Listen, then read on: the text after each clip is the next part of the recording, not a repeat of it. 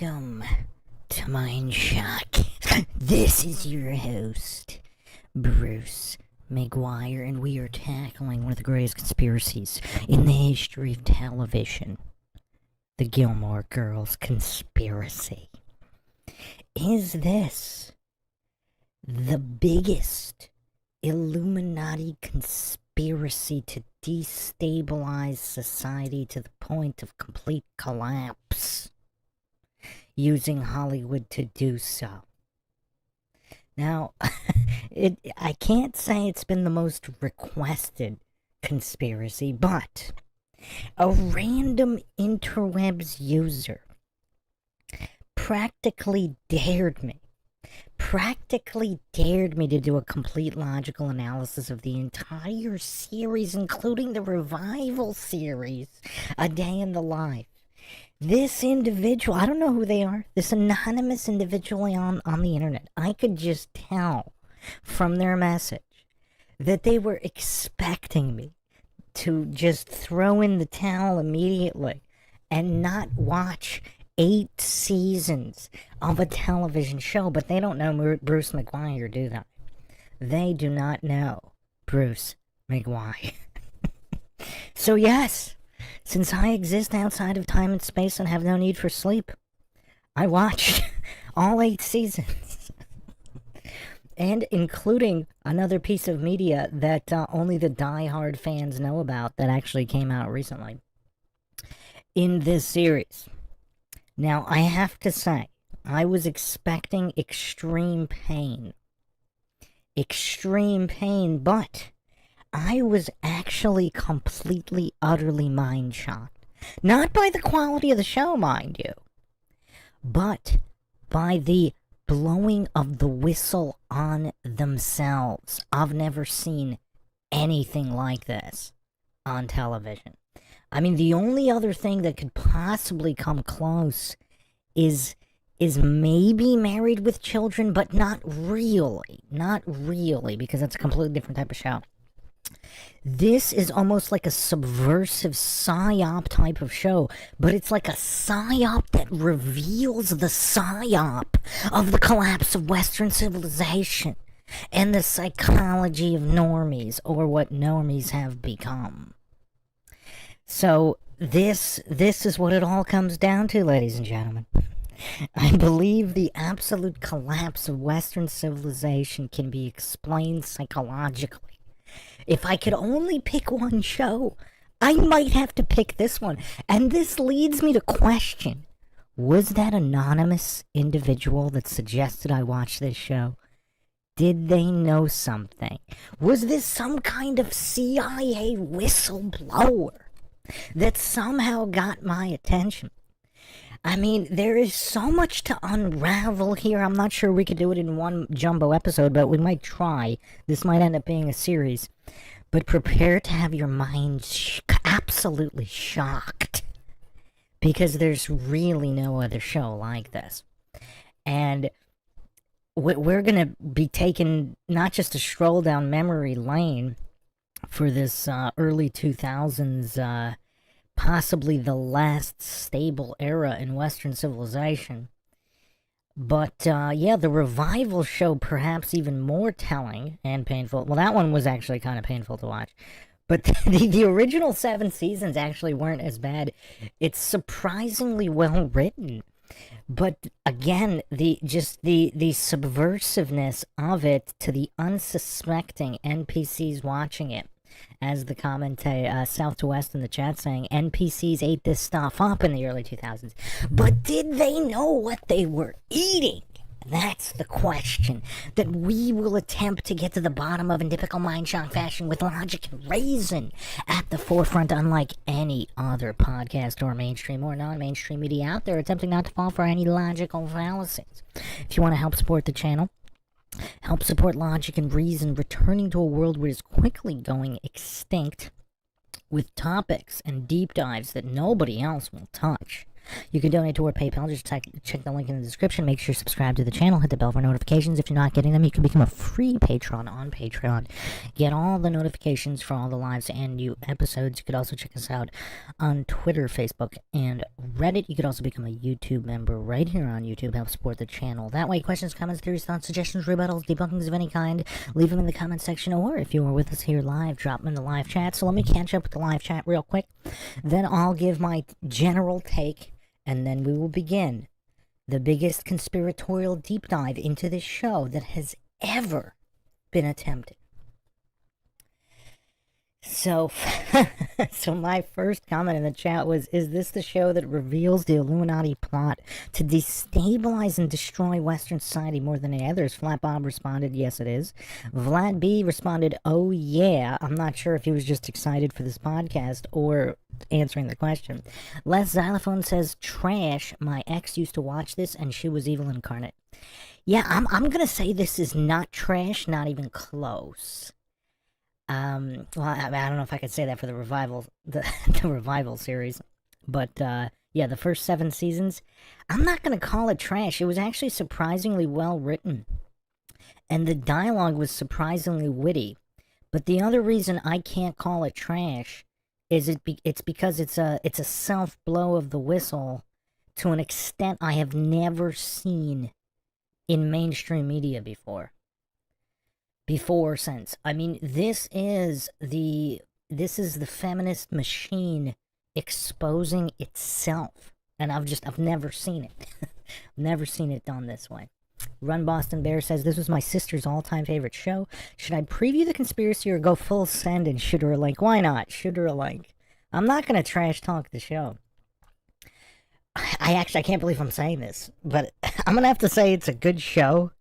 But not for the reasons that people think it is. Well, not for all the reasons that the people think it is. I do have to say, yeah, the writing, the dialogue was surprisingly witty. I was not expecting this level of witty dialogue. Kent Jose Mateo with the intro lyrics here. If you're out on the road feeling lonely and so cold, all you have to do is call my name. I'll be there on the next train. Flat Bob says, man, I feel like I'm in a time dilation or time warp or something. I could have sworn Bruce said 5 minutes. Yeah, YouTube's playing some games.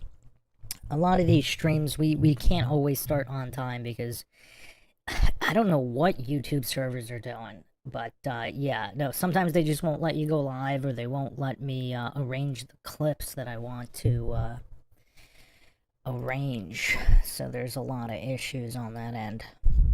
But we should be good. I mean, it should be all set right now, hopefully. I mean, if there's a stream that was going to get shut down, this might be one of them, too, because I'm not sure anybody's going to be prepared for this one. Okay. Jacqueline Claire Smith says, my family used to love this show. From memory, it pushes feminism and the indoctrination system pretty hard. Or does it appear to? Does it appear to? This is why I believe this show. I can't believe I'm saying this. I believe this show is brilliant. I believe this show is absolutely brilliant. And I'm not saying it's intentional brilliance, because the feminists that wrote this show, I think it might have been an unintentional blowing of the whistle. I believe it might have been unintentional, but the fact remains. The whistle was blown, and I will demonstrate how. Jacqueline Claire Smith says, I also remember the main characters were always eating insane amounts of junk food, and they were always proud about it. Yeah, it pushes gluttony like crazy. I mean, this show might push gluttony more than any other show, on several different levels. Both the elegant, classy gluttony of high society catering, and just high-class food, as well as junk food and fast food. I mean, you've never seen two individuals, two skinny, relatively skinny females. I don't know, Lorelai's kind of average, and Rory's pretty skinny. And they consume, there were frequent episodes where they're consuming both pizza and Chinese food and tacos. I mean, they're consuming 4 or 5 different types of takeout simultaneously. So it pushes gluttony like crazy. I mean, we'll get to that later. But what else is kind of interesting, it doesn't push promiscuity the way you would think. It's all quite interesting. I mean, I'm going to do a recap of the show. Plenty of spoilers. Heavy spoiler alert. I mean, there's just going to be oodles of spoilers here. We're going to spoil absolutely everything. So if you haven't watched the series and you're kind of interested, especially from my intro here, stop this right now and go watch it. If you're the type of person that, I mean, it's going to take a lot of hours. I mean, let me get the exact amount of episodes here. There's a lot. I mean, it took me quite some time to get through this. See, the problem is this anonymous individual that dropped down this gauntlet. When someone drops a gauntlet, like do a logical analysis deep dive on the entire Gilmore Girls series, including the revival series. See, normally I would just scoff at that, but just the fact that it was this much of a challenge, just looking at the poster of the show, because complete disclosure, I had heard of the show, I had seen the commercials for it, and had absolutely no desire to watch it whatsoever. The other issue is the name. When you call the show Gilmore Girls, you're going to alienate the entire male audience. And there's a lot to learn for the male audience. If they had, for example, called it Stars Hollow or something, I think it might have had a much bigger audience, maybe. But this is 8 seasons. It aired from 2000 to 2007. 153 episodes. I mean, the gauntlet was really thrown down for this one. Luckily, I exist outside of time and space. So I was able to make it through it relatively quickly. It had a fair amount of viewers, too. It averaged 3.8 mil an episode in Season 1, 5.63 mil in Season 2, and it looks like it peaked for Season 3, 5.81 mil average, and Season 4, 4.89. Well, it kind of recovered a little bit, 5.61 for Season 5, 5.28 for Season 6, and then back down to 4.38 mil for Season 7, which was still still more than Season 1. Interesting, okay. And then they were actually supposed to do an 8th season. Now, these are 21 to 22 episode seasons, as was the norm back then. They were actually going to do a limited 13 episode run.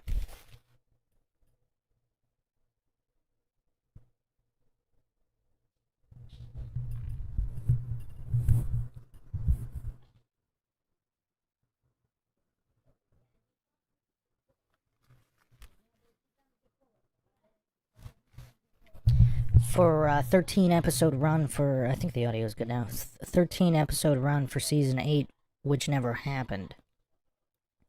Then they did the revival series, A Year in the Life, which was 4 90-minute, or approximately 4 feature-length episodes, which was also an issue. This was in 2016. So this is 9 years. 9 years from the original series finale. Which is also, that's an interesting thing in Hollywood. Basically, the revival after a long period of time. Yes, plenty of fair use up in here, Flap Up. Fair use all the way.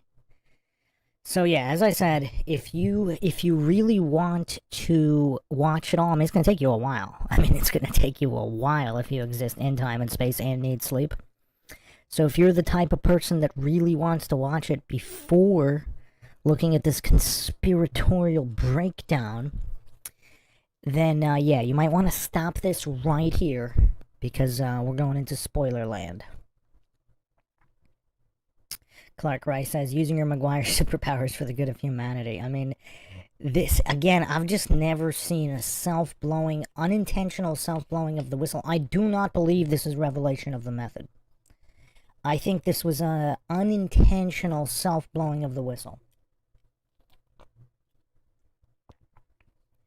South to West says, my ex watched it religiously, almost in a trance, it seems.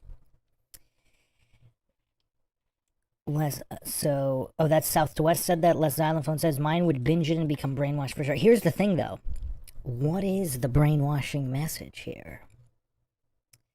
Les Xylophone says Shameless is a brainwasher as well. See, well, I'm not sure that show has any redeeming value. I've seen some brief clips of degeneracy in those episodes. Gilmore Girls, especially season 1, it was actually kind of wholesome. And that's why I believe this is a self-blowing of the whistle and possibly contains psychological clues for what went wrong in Western civilization and how and why it's all collapsing psychologically. Season 1 is actually a fairly wholesome show, other than the gluttony. Other than the pushing of the gluttony. So, okay. Truth Trollette says, full send, no holding it back, Bruce. Well, let me give you a little teaser. Kent, Jose, Mateo, we're going in order, so don't... We're going through all the spoilers, but we're doing it in order for the people who don't want to watch, haven't watched, but they still want to get it in order. Let's go. We're going to go in order, so... Do not post. I will be doing all the spoilers, people. Les Xylophone says Weeds was another show. I'm not sure I can handle that one. Flat Bob says no worries on the spoiler. I haven't and also don't plan on watching it. Okay. Flat Bob says, so if you exist outside of time and space, could you tell me what the number's going to hit the lottery? Also, does that make you AI? I can't tell the future, though. And no, I am not AI. Salt says, I only clicked on the stream because there's an American Dad episode about the show. Oh, is there really? Oh, I thought Family Guy might have done a skit too. Hold on, let me double check that. Finnegan says, Bruce, I will bravely say that I freaking love Gilmore Girls. Are you a male or a female, number one? Number two? I have to concur with you, but not necessarily for the reasons that you might.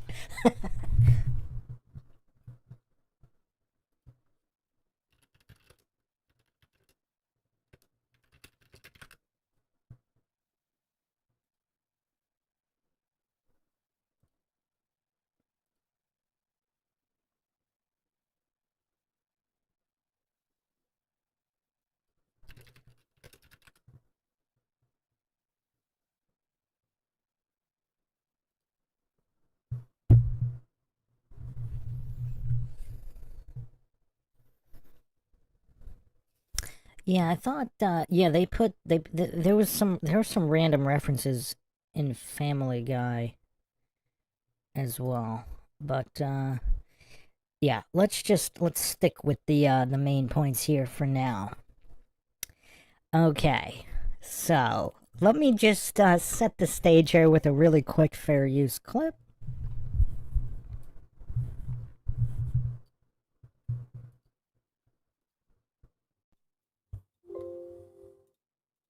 The club here at Yale. It's sort of a secret society, kind of skull and bones, kind of creepy group dating back to the 1800s. Skull and bones, skull and bones, skull and bones, skull and bones, skull and bones, skull and bones.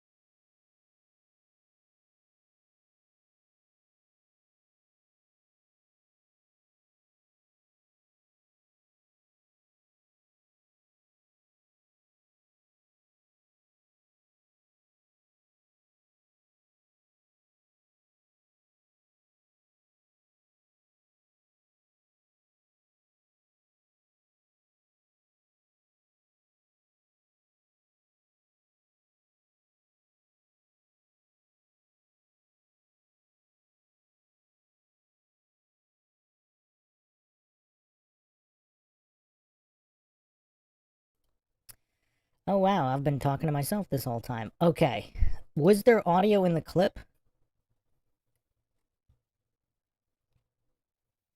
Did everybody hear the audio in the clip? You couldn't hear my audio after. Okay, got it. Yeah, it should be fine now. So I know I said we were going to go in order. That's from when she got to college, but I just wanted to set the stage for what's coming here. because there are so many references here, pop culture references and otherwise. But one of the reasons I believe this show is so incredible is because I think it's classified as a dramedy, and it's basically a Greek tragedy of the modern era. So let's assume, again, just for the sake of argument, to keep this simple, we're not going to get into Tartaria Mudflood, although I do have a major episode coming up on that, which is going to connect all the pieces. And yeah, just a teaser there. But according to establishment Greek history, so they had, they did theatrical performances. Thespianism was born in ancient Greece, at least what it is, in terms of the theatrical play of what is known today. And wow, Les Alifant says, wait, that chick effed Santy in Bad Santa. Oh yeah, she was in Bad Santa, wasn't she? I totally forgot about that. Wow. Okay. So, yeah, this is a Greek tragedy, I believe, on the level of the best Greek tragedies in ancient Greece representative of their time period. This might be the best Greek tragedy of the modern era. And we will, of course, dissect all of it. So let's go through the brief synopsis, then we're going to go through a video that kind of summarizes some of these character arcs and what this is all about for people that don't know anything about this show. So just the quick synopsis here from Wiki. Gilmore Girls is an American comedy drama television series created by Amy Sherman Palladino, starring Lauren Graham and Alexis Bledel. The show debuted October 5th, 2000 on the WB and became a flagship series for the network. The show ran for 7 seasons, with the last being aired on the CW and ended on May 15th, 2007. Gilmore Girls received critical acclaim for its witty dialogue. Now, I have to say that is warranted. The dialogue was quite well written for the most part. Cross-generational appeal, and effective mix of humor and drama. It was a great success for the WB, peaking during season 5 as the network's second most popular show. The series has been in daily syndication since 2004. Oh, by the way, it also, there was a time period where it actually had higher ratings than Buffy the Vampire Slayer, which is a whole nother can of worms. I will be examining that show as well. I don't think I could stomach watching it just because of all the satanic occult, Illuminati, cesspool, filth, degenerate nonsense in that show. But like I said, season 1 of this show, it's actually quite wholesome, and that's why it's such a tragedy on the remaining seasons. So, okay. The series has been in daily syndication since 2004, while a growing following has led it to its status as a 2000s American cult classic. Alright. In 2016, the original main cast and Sherman Palladino returned for the 4-part miniseries Revival, A Year in the Life. And that takes place 9 years after. So here's the premise. Gilmore Girls follows the lives of single mother Lorelai Gilmore, played by Lauren Graham, and her academically minded teenage daughter Lorelai Rory Gilmore, who live in the quaint fictional town of Stars Hollow, Connecticut. Lorelai dreams of owning her own inn, and Rory plans to attend Harvard University. So again, this is firmly a statist show, pushing the cult of authority worship, pushing indoctrination facilities, and the illusory prestige of the Ivy League indoctrination facilities. And this is all, see, part of the unintentional genius of the show. What I believe is the unintentional genius. Again, if there are any hardcore fans in here of the show that watched it in its original run, it would be interesting to hear from you. Because, again, like I said, I just watched all this recently, and I've never seen a single episode as part of the original run. Chin Chin in the chat saying, dude, my ex loved the show. I'm intrigued to see what's up. As you should be. As you should be. I mean, it's gonna be crazy. It's gonna be crazy. I always deliver the receipts, and this will be no different. Okay. So, okay, Run Boston Bear is back. All right. So, yeah, just going through the premise here. We got single motherhood. We got a massive push from the feminist machine, and the promotion of the bootlicking of the cult of authority worship and indoctrination facilities, particularly the Ivy League. So that's all here. And then, of course, the pushing of gluttony. But what's interesting, what makes it, other than the push of gluttony and the cult of authority worship, it's actually, season 1 is still relatively wholesome. And the character of Rory, there really hasn't been a character like that. Now, she's kind of like a goody two-shoes, book smart type kid. But there's a wit there, like a wit and a positive spirit. Now, will it or will it not get crushed? And if it does get crushed, how is it going to get crushed? We will get into all of that. But once again, I have to defend season 1 for it's still relatively wholesome. So the show's pilot introduces Lorelai's estranged wealthy parents, Emily and Richard Gilmore, whom Lorelai must approach for assistance in paying Rory's tuition to attend the prestigious Chilton Prep School. They agree to pay on the condition that Lorelai and Rory have dinner with them every Friday, which sets up one of the show's primary conflicts, as the Gilmores are now forced to face their differences and complicated past, including Lorelai's giving birth to Rory at the age of 16 with her then-boyfriend Christopher Hayden. So again, what we have here, it's a very basic premise of the classist divide. So basically, this woman leaves her very wealthy parents to raise her daughter alone. Interesting premise. It's been done before many times, but not quite like this. And the town, the Connecticut town of Stars Hollow, it's this quaint town with a lot of interesting characters that are all quite funny. And it's really well written, too. Now, there's a lot of missed opportunities here as well. I'll be getting into that. But that's the basic premise. So she goes through this prep school, and then she goes through college. And then in the revival, it's 9 years later, so she's 32-ish. So now let's go to the video of some of this arc here. Let's see if this does justice. If it doesn't do it justice, I'll play a second clip. Actually, just give me 1 second here.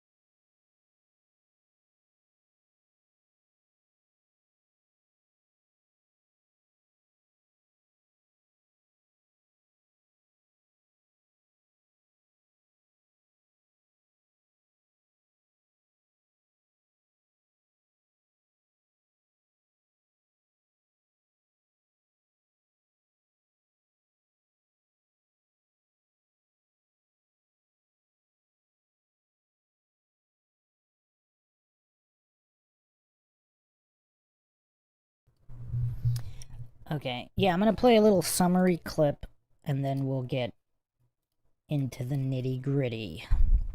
Actually, you know what? I'll play one more clip here. I forgot to play this clip, just to set the tone of the show, just so everybody knows what we're watching here.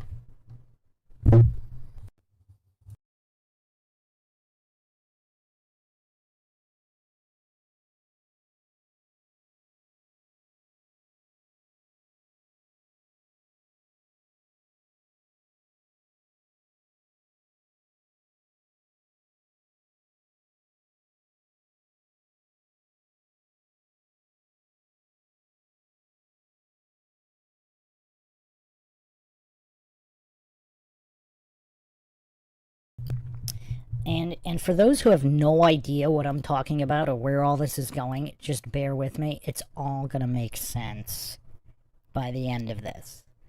So it is gonna. There's somewhat of a learning curve to get into the storyline and how it's gonna all reveal the Illuminati agenda, even if it did so unintentionally.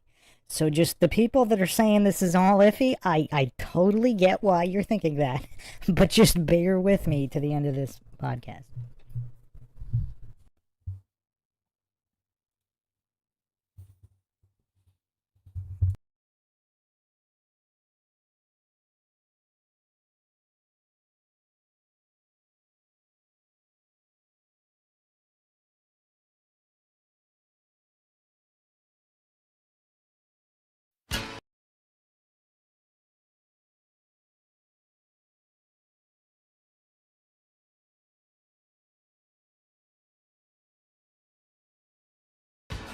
One of us has got to do laundry tonight. Why? Because I haven't had any clean underwear for 3 days.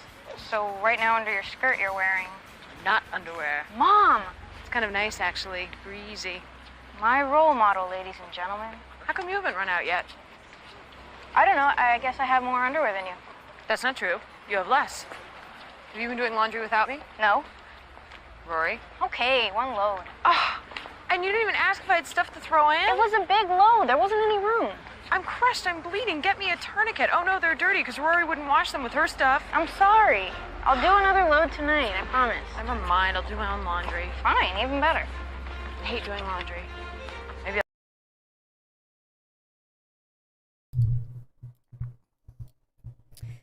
Like I said, this is all gonna make sense at the end of all of this. Fernigan says, making Rory such a Hillary Clinton head is extremely on the nose, gets very grating.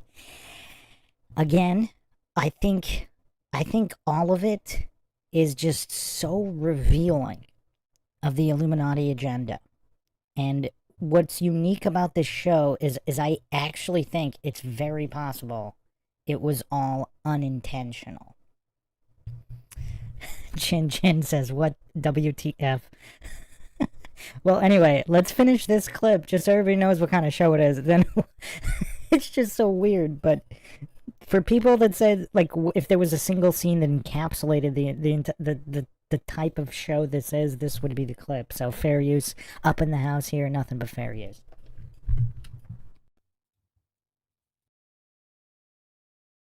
I'll just buy new underwear. And flutter, flutter, flutter, flutter, flutter, and leaves. Where are my leaves? I got pumpkins, I got pilgrims, I got no leaves. Every other store in town has fall decorations. Well, hurrah for the mob mentality. We're talking a few streamers and a paper turkey. How is it going to hurt to have a paper turkey? No turkeys, no squash, no pumpkins. Nothing colored orange. Okay, so you don't like orange. That's fine. Autumn has many varied hues to toy with.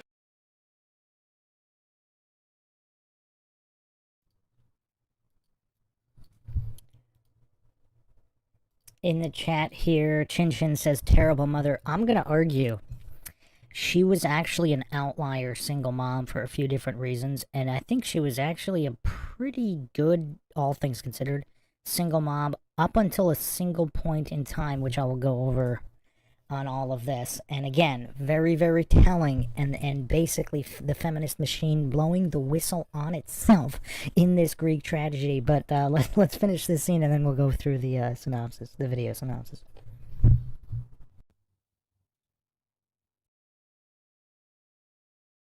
Excuse me, could we get some coffee, please? And a muffin? Warmed? This is the Autumn Festival. Your shop is right across the street from the Horn of Plenty. You're right smack dab in the middle of everything. You have to decorate. I don't have to do anything but serve food. And coffee! And muffins. Taylor, I'm tired of having this conversation with you every year. You have lived in Stars Hollow for a long time, young man. It's time you became one of us. Woo! Sorry, I guess my pod's defective. Hey, my mom's not wearing any underwear.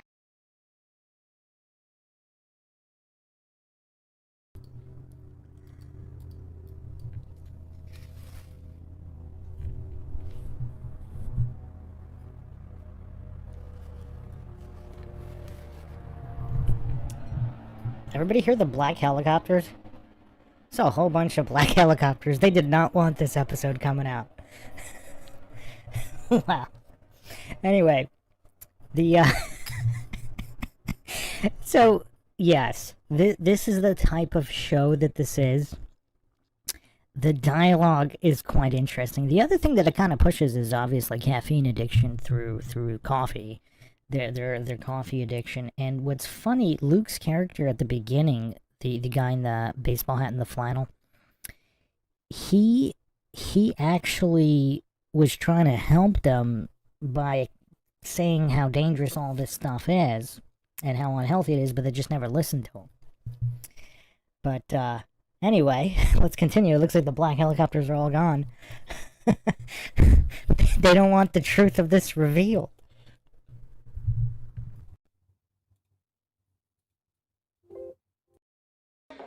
Sorry, I guess my pod's defective. Hey, my mom's not wearing any underwear. Hey, my mom's not wearing any underwear. Hey, my mom's not wearing any underwear. Well, you aren't. You're just being selfish, Luke. Still, I don't notice. Can't take it anymore. We're talking about the spirit of fall. What kind of muffin do you want? Blueberry. You know where you can stick the spirit of fall? Here, don't use your hands.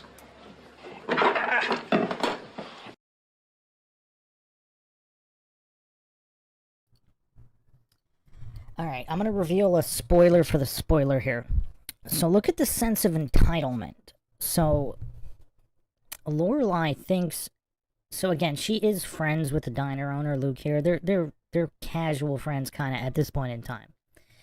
But they don't get what they want, and the entitlement is so severe that she thinks she can just go behind the counter and do whatever she wants, and then he enables it, which is another issue with his character. And just so people kind of know what's coming, that little teaser, I think, again, the feminist machine exposing itself through this show, like, I've never seen anything quite like this, but this will set the stage here. And again, like I said, the dialogue is kind of funny, and a lot of the jokes are kind of funny, so it actually wasn't as painful to get through as I thought it would be, although A Day in the Life kind of was.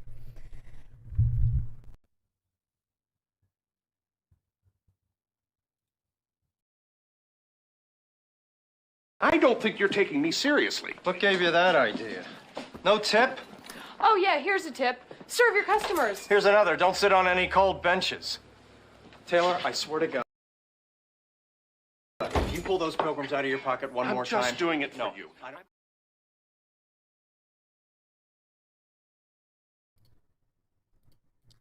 And yeah, she didn't even pay. Wow. But yeah, Flat Bob will catch you next time. This might be a series, so you might be able to join us live again for the next episode. There's so much to go over here, but that kind of sets the stage for the tone of the show. So let's go through the video summary now.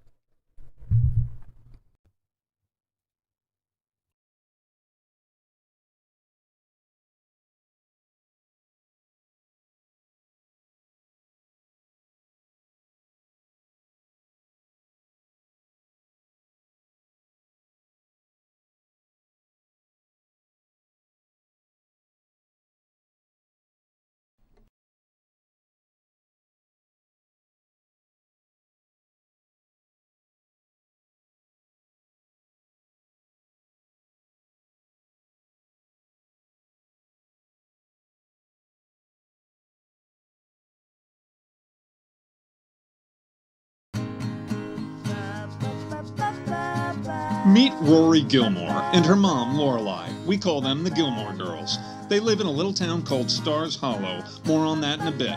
Lorelai runs an inn with Michelle and her best friend Suki. Rory's starting at a new school. It's big, a little scary, and hard, even for Rory, who is super smart. But it costs a lot, which means Lorelai has to make peace with her wealthy parents, who she's been avoiding for years. And that means having dinner every Friday night. It's awkward. You keeping up? Back to Stars Hollow. Lots of good folks live here. Luke owns the diner. Miss Patty teaches dance. Taylor runs the grocery and the town. Oh, that's me, Kirk. I've got a lot of jobs, including reading this.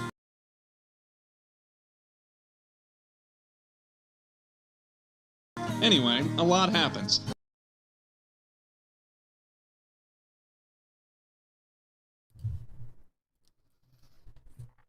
Actually, one of the really I mean, this show is more interesting, complex, and deep than basically it has any right to be on the surface with its title. I mean, just the amount of people in the town with all of their unique personalities. There's so much there, and they could have done even much more than they did. Kirk is one of the few characters that actually did get explored properly. They kind of missed the boat and underutilized a lot of the other town folk. But yeah, this video summary is on Film Is Now Movies channel, posted it. This actually might be, I don't know if this was the official Netflix summary or not, but yeah. Anyway, let's continue here. If anybody has any questions about the plot, I'll get to that, and then we'll get into the arcs and deep dives.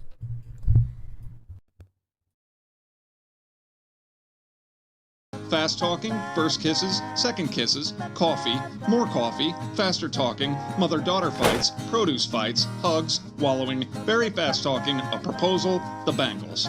Got all that? Like I said, we move fast around here. And we're back. Where were we? Oh, right, proposal. Lorelai said yes. Yellow daisies for everyone. Luke said, ugh. But when it's time for the wedding, Lorelai calls it quits. Sorry, Max. Mother and daughter road trip. Still with us? This is Jess. He's Luke's nephew. His mom shipped him to Stars Hollow because he can be, well, trouble. It's going great. Rory's with Dean, but Jess likes Rory. And he's going to make a move. Picnic basket. Angry Dean. Hey, they both love books. Lorelai doesn't like it. Then Jess and Rory get into a car accident. Broken wrist, totaled car, angry mom, and Jess moves to New York. Crazy, right? Graduation. Parents are proud. But Rory misses the ceremony because Jess. We end our season with another wedding. This one sticks. Lorelai and Chris reunite for about 5 minutes, and Rory and Jess, well, a lot more goes down. Rory makes her debut to society. I make my debut to filmmaking, modeling, spa day, anger, lots of anger this season. Shakespeare, horse-drawn sleighs, a hoopa for the front yard. Got all that? On to season 3. Here we go. Rory went to D.C. for the summer. Jess found a girl for the summer. Uh-oh. Lorelai's still stuck on Chris. But then she has a dream about Luke. Oh, hey, Stars Hollow has a dance marathon. I'm a 4-time champion. 24 hours of dance, 2 guys watching Rory, 1 very public breakup. Bye, Dean. Hello, Rory and Jess, again. And hello, babies. 1 for Christopher, 1 for Suki and Jackson. But wait, there's more.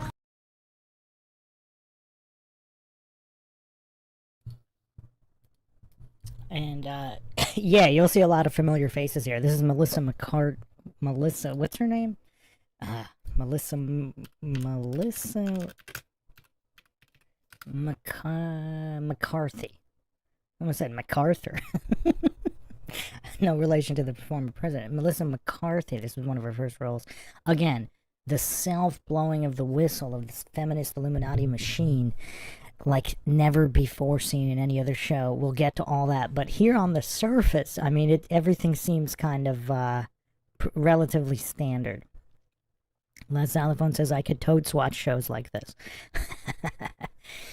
Yeah, I mean, there's a lot to go over. I don't want to spend too much time just on the plot, but this overview is kind of important just to kind of get the gist of what's going on.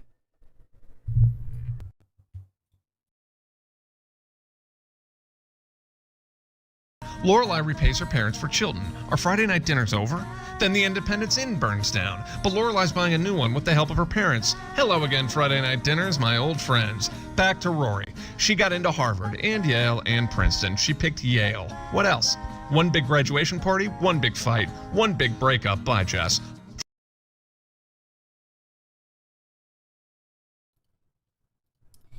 Let me just chime in here on the classist part of all of this. Her grandparents actually went to Yale, and there's a couple turning points in the show that are going to be critical for understanding psychology, and just the widespread narcissism that occurs in the West, particularly among feminists, which again, this is why I believe this is all the biggest self-blow of the whistle that I've ever seen. And it actually might all be unintentional.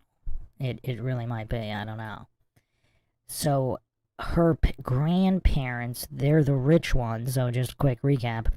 Lorelai, when she was 16, she left home and moved to Stars Hollow and was living in some kind of shack in the back of a hotel while being a maid and raising her daughter by herself without the help of her parents. Rory's grandparents, which are super rich, they went to Yale. So they basically influence her to, Rory to a certain extent, to go to Yale again, and her mom doesn't want that for her, because her dream was to go to Harvard, again, indoctrination facility, and all of the statist scientism bootlicking of the occult. That aside, that was kind of a major issue, because at the very beginning, I'll get into this after the recap and the character arcs that we're going to go over. There are certain turning points here, and they're very, very relevant to basically the absolute destruction of such an incredible, promising human being that Rory's character was at the beginning of the series. And pinpointing these lines in the sand, so to speak, is actually very interesting, and it could perhaps be done in this show better than any other, partially because of how long it ran, but also because of the self-blowing of the whistle.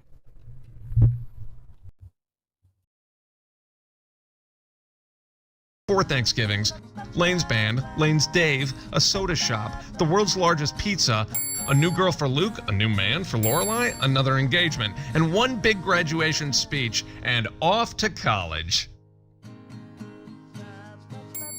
College years, Europe, check. First day of Yale, check. First day of Yale mother-daughter sleepover, check. Meet Rory's roommates, Jock, Prodigy, and Paris, fun. Rory and Paris join Yale Daily News with editor-in-chief Doyle. This is Marty, he lost his clothes. This is Asher, Paris's professor. There's the Yale-Harvard game, football, Fun Flask, and Penn Lot. Back to Stars Hollow. The Dragonfly Inn is underway. The Dragonfly Inn is expensive. The Dragonfly Inn is open. Suki and Jackson have a Davy. Luke gets married and divorced. Dean's married too. It's okay. And guess who's back? He brought his mom. She brought her TJ, and they're getting married. Renaissance style. What else?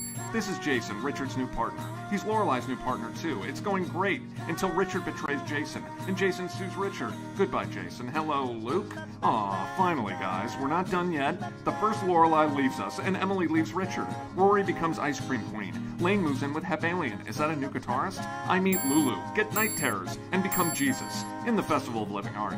Oh, hey, Rory's love life. Does Jess get another chance? Nope. Does Mary Dean? Yep. Uh-oh. This is getting crazy. On to season 5.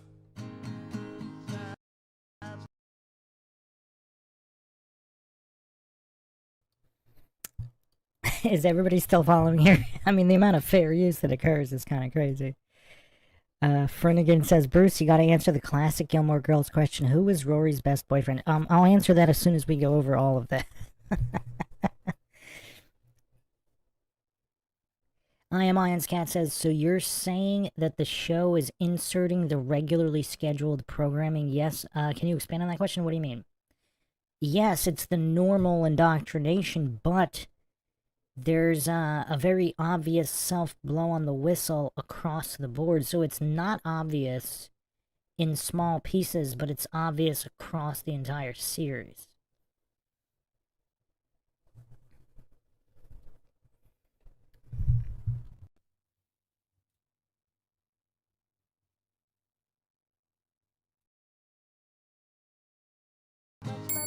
Where were we? Rory and Emily, Europe. Richard, pool house. Luke and Lorelai, first date. Now it's official. Seriously, we made charts. Rory writes a Dean letter. Lindsay finds the Dean letter. Guess how that goes. Hello, Rory and Dean. Back at Yale, meet Logan Huntsberger. He's rich and won't stop calling Rory Ace. Oh, did we mention Paris and Doyle? Yep, Paris and Doyle.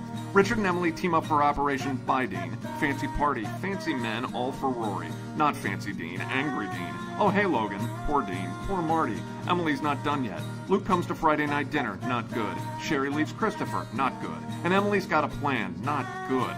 Are those wedding bells? Richard and Emily are back. Let's celebrate. Chris makes a move. Logan does too. New couple alert, breakup alert, makeup alert. Rory's an intern for Logan's father, who tells Rory she doesn't have it. She gets upset, steals a yacht, drops out of Yale, and moves into the pool house, angering Lorelai. What else? Panic room, politics, Pippi Longstocking, more Lulu, Norman Mailer, pregnant Suki, book sniffing, Miss Patty's Punch, Gogo Yubari, the Twickham House, the Life and Death Brigade, and what do you know, a proposal. Here we come, season 6.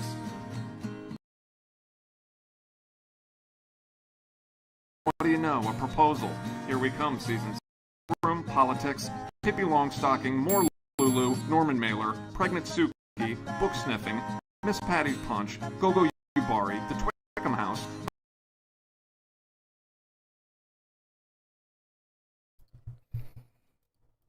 Now, the life and death. So again, this show, like I said, this show is quite deep and complex, almost like it has almost more than it has any right to be. I mean, the show was actually pretty deep. So the Life and Death Brigade was actually another secret society at Yale, and it was actually quite interesting. It was basically they all dressed up in Victorian era dress, but with gorilla masks when they were kind of covering up their escapades. And that's one of the only scenes I actually kind of liked in the revival. But I mean, look at this gem here. Look at this gem of writing here. People can live 100 years without really living for a minute. They just mix those things in here. I mean, obviously the show could have been so much better and even deeper, but what's there already is quite a lot.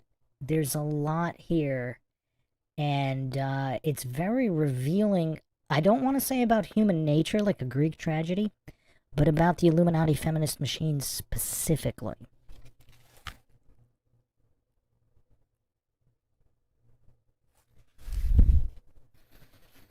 And I mean, that's why I'm doing this expose on this almost unintentional, maybe completely unintentional self-blow of the whistle on the Illuminati feminist machine.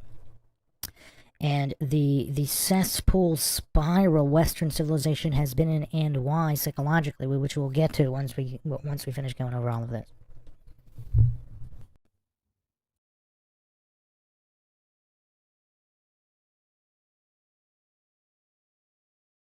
Life and Death Brigade, and what do you know? A proposal. Here we come, season 6. Season 6, Engagement, Zima. Rory traded Yale for a pool house in the DAR, plus 300 hours of community service. Felon party. Lorelai gets Paul Anka, not the real Paul Anka. This is the real Paul Anka. Rory turns 21. Have you had a Rory? Jess returns. He wrote a book. Logan gets mean. Jess gets real. Rory's home. Lorelai sets a date and finds the perfect dress. Luke got a soccer team and a daughter. Shh, she's a secret, until Lorelai finds out. Wedding postponed. Rory's back at Yale and moves in with Paris and Doyle. The paper boycotts Paris. Rory becomes editor and homeless. Hello, Logan's apartment. Luke and April take a field trip. Sad Lorelai. Chris needs help with Gigi, evil Gigi. And Lorelai brings Chris to a wedding. Lane's wedding. 2 ceremonies and a wild reception, especially for Lorelai. Rory visits Jess in Philly. They do this. But Rory runs back to Logan, who goes full Life and Death Brigade and gets seriously hurt. Jackson grows drugs, I get a bunch of jobs, Troubadour invasion, Gilmore godparents, Doggy Swami, and a Gilmore Huntsberger face-off. Logan's off to London. Luke and Lorelai are, well, off. Hi, Christopher? Time for season 7. Season 7, we made it! Lorelai and Christopher? Oh no. Luke and Lorelai? Oh no. Logan's off to London. He gave Rory a rocket because true love. Lane and Zach are pregnant. Twins. Is that Mrs. Kim moving in? What about me? I'm living in a box and running into Luke's diner. Luke's running into Christopher's face. Ouch. Richard's teaching at Yale. Emily goes to jail. And Rory's making new friends. This one's dating Marty. Like still in love with Rory, Marty? Weird. Lorelai and Christopher make it official and take Gigi to France and get married in France. Told you it was official. Angry Rory. Luke wants equal custody of April. And guess who's helping him get it? We just can't keep these guys apart. Lorelai writes a letter for Luke's case. Chris wasn't really into the whole, once Luke Danes is in your life, he's in your life forever part.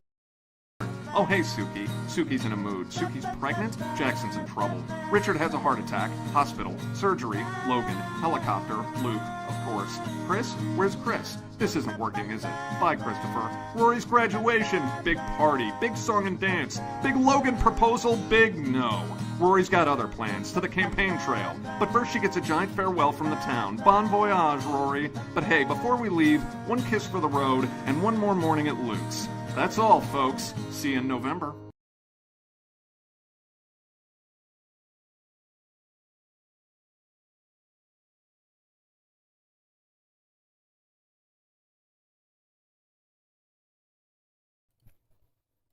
And yeah, this was the Obama campaign trail that the show left on. And okay, Truth Trollette says Zima Vomit. What does that mean? What is Zima?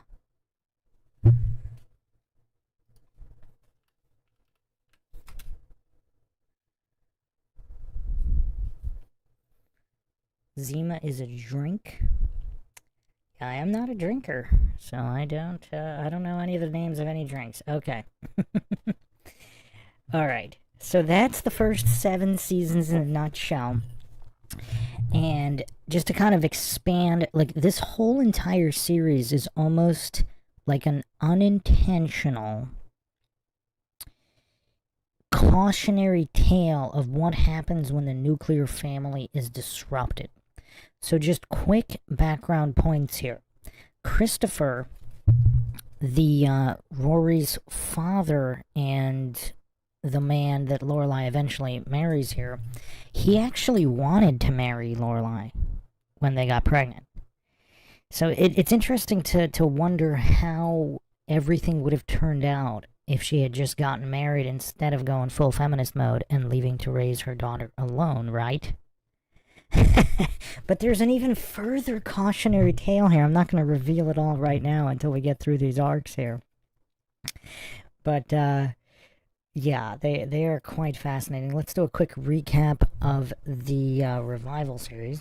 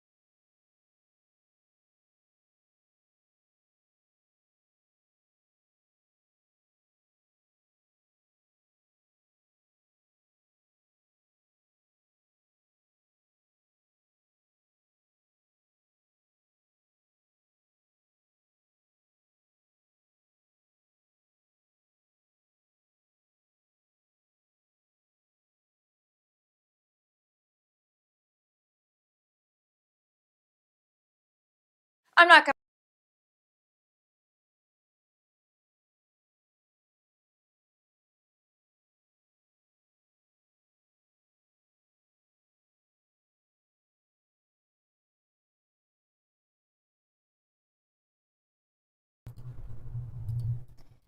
Yeah, I was just getting the next clip ready. This is the Paste magazine recap of the first feature length. It's divided into seasons, so this is winter.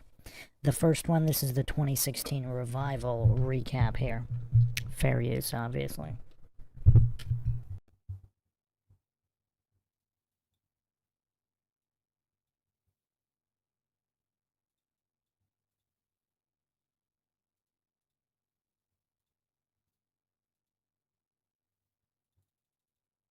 I'm not gonna lie, I worried for a few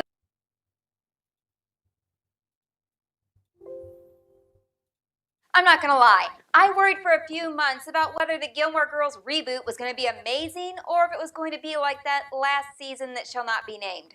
Turns out, it was amazing. The 4 seasonal episodes of the Gilmore Girls started with, you got it, winter, because that's what Carole King said in the song. The town looks exactly the same, yet completely updated, and Rory is home for one day visiting. Of course, as updated as the town is, Rory still can't get cell phone coverage, so she has to go to Dosey's Market, where she runs into her bestie Lane. Caesar is still working at Luke's, and of course, Luke is still running his diner and Lorelai still smells snow. Rory had so much hope and promise in her life when the Gilmore Girls ended. I mean, she was going for the hope and change candidate, President Barack Obama. She's had some success, including an article in the New Yorker, which Luke has added to the menu. But she's struggling in a way that anyone who writes or produces video for a living can understand. She wants a job at Condé Nast, but nothing is happening. She has no place to live. She's just wandering from place to place, and she has a boyfriend named Paul, but she forgets about him, Lorelai forgets about him, he's just ridiculous. She's supposedly been with him for a year, but I gotta tell you, this makes no sense. No Gilmore Girl would stay with a man this boring or annoying for a whole year. Rory would, however, take up stress tap dancing, and Luke and Lorelai would have serious conversations about the Lifetime movie network. Of course, this first episode also had to deal with the tragic death of Richard, which is mirrored in real life because Edward Herman passed away. Emily has dealt with it by hiring a family of new servants to live with her and commissioning a huge painting of Richard for the wall. The whole family of servants living in the house is beyond weird, and so not Emily. I guess we chalk this up to Richard being gone, but it just makes no sense when she had a different maid every single week for Friday night dinner to now have a whole family just running through the house. And Emily is upset with Lorelai, because some things never change. But this time it's with good reason. Apparently, Lorelai couldn't come up with a good story about her dad at the funeral. Emily hasn't seen her in 4 months because of it. At the Friday night dinner, Luke shows up because Kirk's Uber failed, and Emily tells Lorelai that she is too pushy, and that maybe Luke wanted to have kids. At which point we realize we haven't seen one character from the past, Luke's daughter. Where is she? Also, they keep trying to explain away Suki. It just falls flat. The backstory is completely unbelievable. Anyway, back to Lorelai and Luke having a baby. They discuss that she's too old, and so they decide to turn to surrogacy. And the surrogacy center is run by none other than attorney/Dr. Paris Geller. She's married to Doyle, and he is now behind famous TV shows. Just like the man who plays Doyle's character, Danny Strong. He's behind really famous shows, including Empire. Of course, Rory is traveling the world, doing book pitches and writing, and she ends up in London. She's told her mom she stays with her friend Dee Dee, but it turns out that Dee Dee is a code name for Logan. I have always been Team Logan. This was the most exciting moment in the episode for me. She's sleeping with him in a weird what happens in London stays in London scenario. It's sad. She started her sex life by cheating with Dean, and now she's sleeping with Logan and lying to her mother and still in a relationship with boring Paul. Luke and Lorelai decide not to have a baby, but Lorelai inadvertently agrees to therapy with her mother. Of course, this is what they've always needed, especially now that Emily is wearing jeans and a Candies t-shirt. There were a few bumps in the road in this episode, but all in all, fans of the Gilmore Girls will not be disappointed.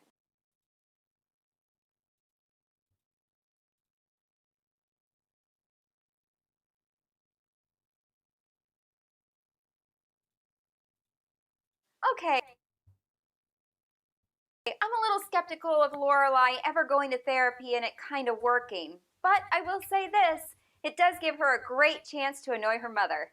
Maybe instead of traditional therapy, they should just schedule a meeting with Mrs. Kim. She'd set them right on the straight and narrow. In the episode Spring, Taylor has organized an international foods festival.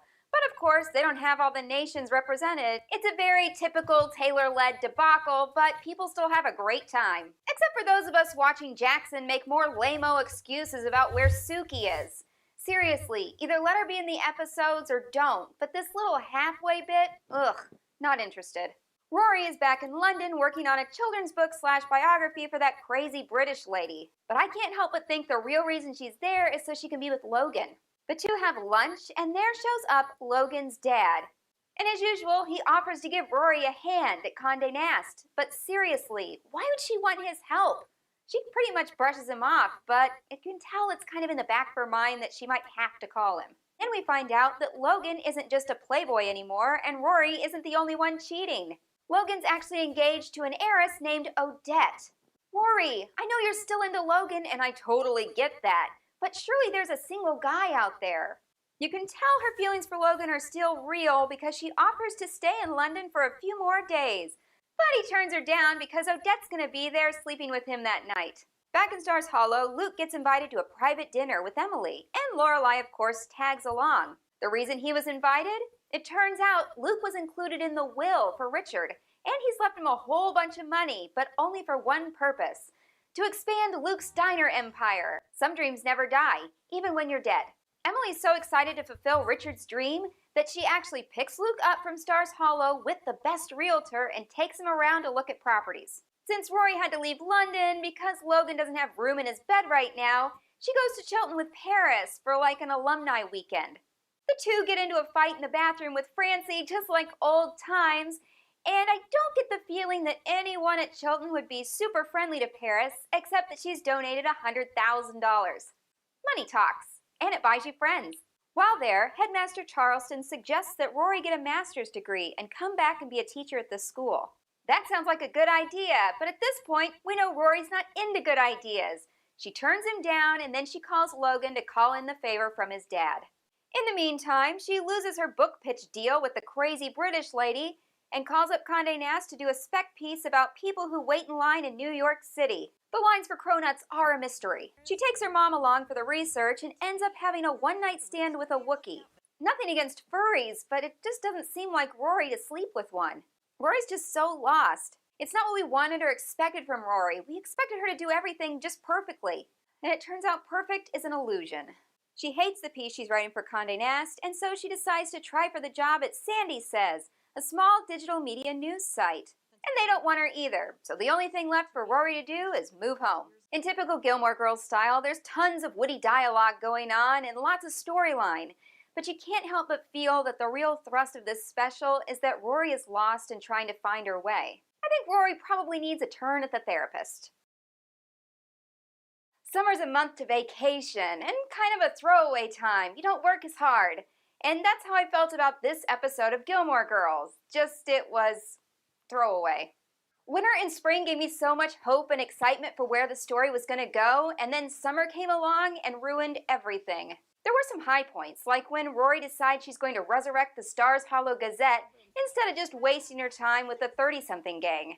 And we finally get to see Jess, and he's just as encouraging and helpful as he always is. He's always pushing Rory to be better. He plants the seed that she should write a book, which is really the best idea that she could have been given. Plus, he prints books, so this makes total sense. The book is a great idea, except Lorelai forbids her to write it, and the two get in a fight and basically break up. And we get to hear Sutton Foster sing, and at the end of the episode, it was just the most beautiful song. I bet that sells a lot on iTunes. And that takes up about 25 minutes of the episode. The rest of the episode, well, ugh. Michelle's feeling antsy, and he tells Lorelai that he's going to quit working at the Dragonfly. Boo. Logan and Rory do not reconcile. He doesn't dump Odette, and so that ends badly. And Emily's still not happy with Richard's headstone. When they started the musical storyline, I thought, oh good, this is where we get to see Sutton Foster, and maybe she's going to become Lorelai's new best friend to kind of replace Suki or fill in that gap. Wrong. They're just going to have Sutton Foster sing a terrible, tailor-made Stars Hollow musical over and over again for 25 minutes. Here's a reenactment of me.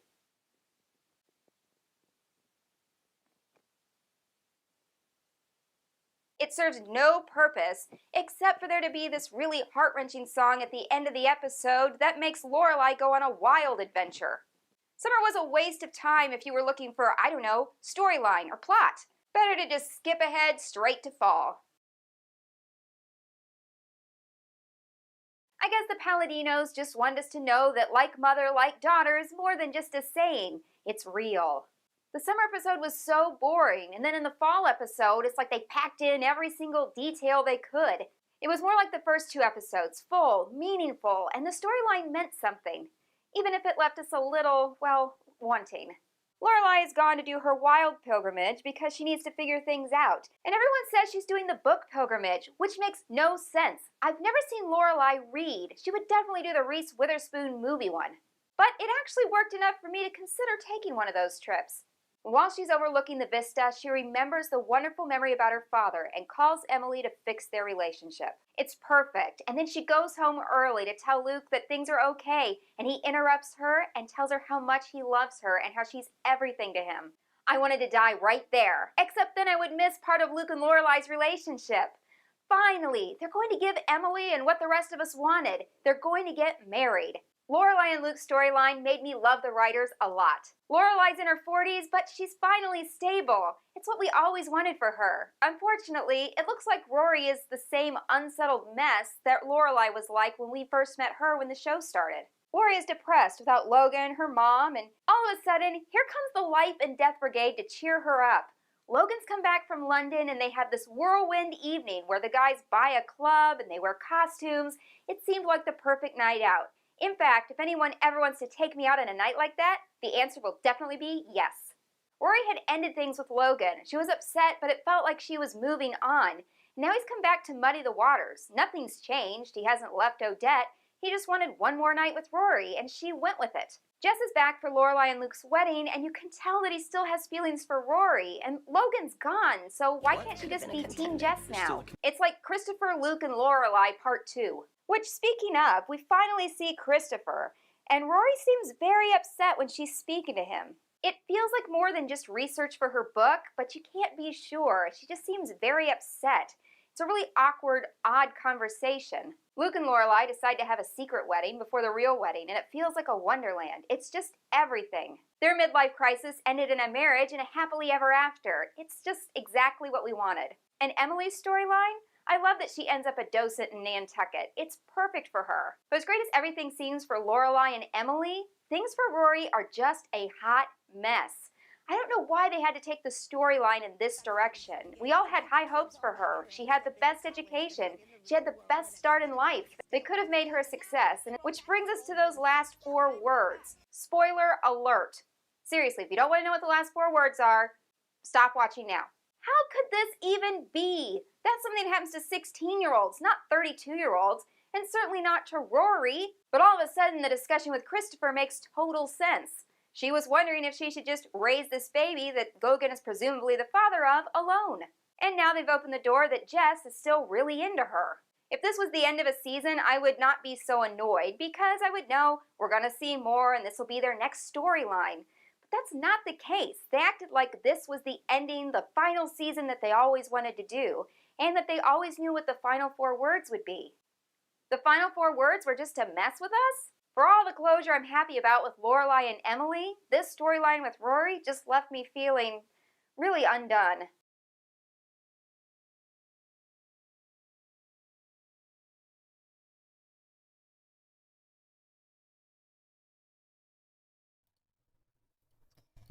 Okay. Yeah, that was just the recap of the revival. Quite an in-depth recap. So, yeah, quite interesting. The revival, the 2016 revival was kind of a train wreck. And, I mean, there was no chemistry basically with any of the actors. And Lauren Graham, I don't know if that's just a ton of Botox or whatever, but she looked kind of weird. And anyway, I think it actually all makes sense within the scope of the entire series, which I will explain shortly. Chin Chin says, I never thought I would ever learn this much about Gilmore Girls. We're just getting started. So we're going to get into the conspiracy. It's just, we can't get into it until all the plot points and character arcs are laid out. So we just have one more video, and then we're going to get to it.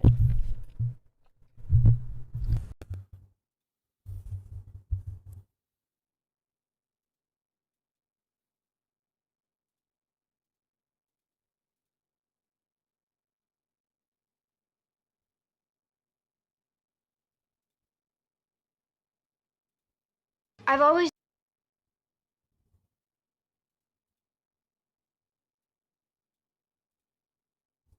done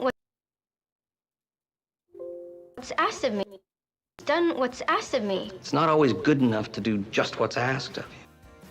When Gilmore Girls first aired, Rory Gilmore was a unicorn. She was the rare teenage girl character who always had her nose in a book and was super close with her mom. She's my best friend. But this wasn't framed as uncool. It was aspirational. I want to go to Harvard and study journalism and political science. On your way to being... Cristiano Amanpour. It's safe to say that most who watched the original series imagined that after Rory's graduation from Yale, her arc would only continue its upward trajectory. This is the YouTube channel The Take. With this video, it's titled Rory, the OG Annoying Millennial. And this will start our conspiratorial deep dive.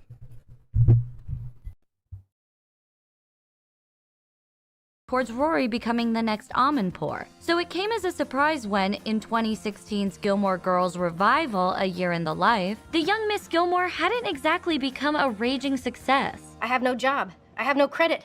I have no underwear. Instead, she was a portrait of a faltering millennial. The whole journalism thing didn't really pan out the way I hoped. If you look closer though, the original series holds clues as to what went wrong for Rory. Everyone in Rory's life is constantly in awe of how smart and cultured she is. Rory, you are tailor-made for Harvard. They're lucky to have you. And as the show progresses, Rory seems to believe her own hype. She bristles whenever something doesn't come easy for her. She becomes increasingly entitled and arrogant. So I spent a night in jail. Big deal.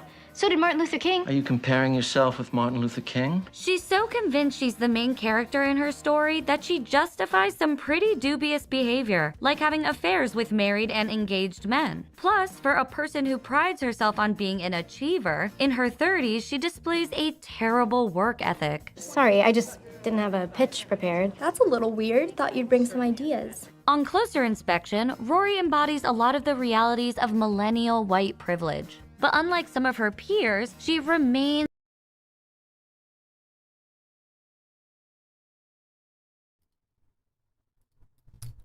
obviously this YouTube channel, The Take, had to throw in some woke nonsense. Obviously, it's just class privilege. Obviously, people of any color that are extremely wealthy and well-connected are going to be getting into these schools and having these opportunities. So, yeah, big L for The Take there, with just pushing the whole race-baiting nonsense. But anyway, let's continue.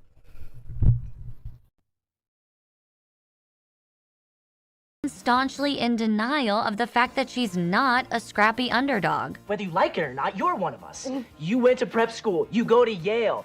Your grandparents are building a whole damn astronomy building in your name. Here's our take on what Rory's failures teach us about the importance of forging your own path and taking responsibility for your mistakes early on. If you're new here, be sure to subscribe and hit the bell to be notified about all our new videos. The wine world can often seem closed off and easy thanks to Gilmore Girls is about a millennial's coming of age, years before the modern portrait of millennials would come to be defined through endless think pieces about avocado toast and the self-mocking humor of shows like Girls, Broad City, and Search Party. Working feels bad and I don't ever want to work one more day in my entire life.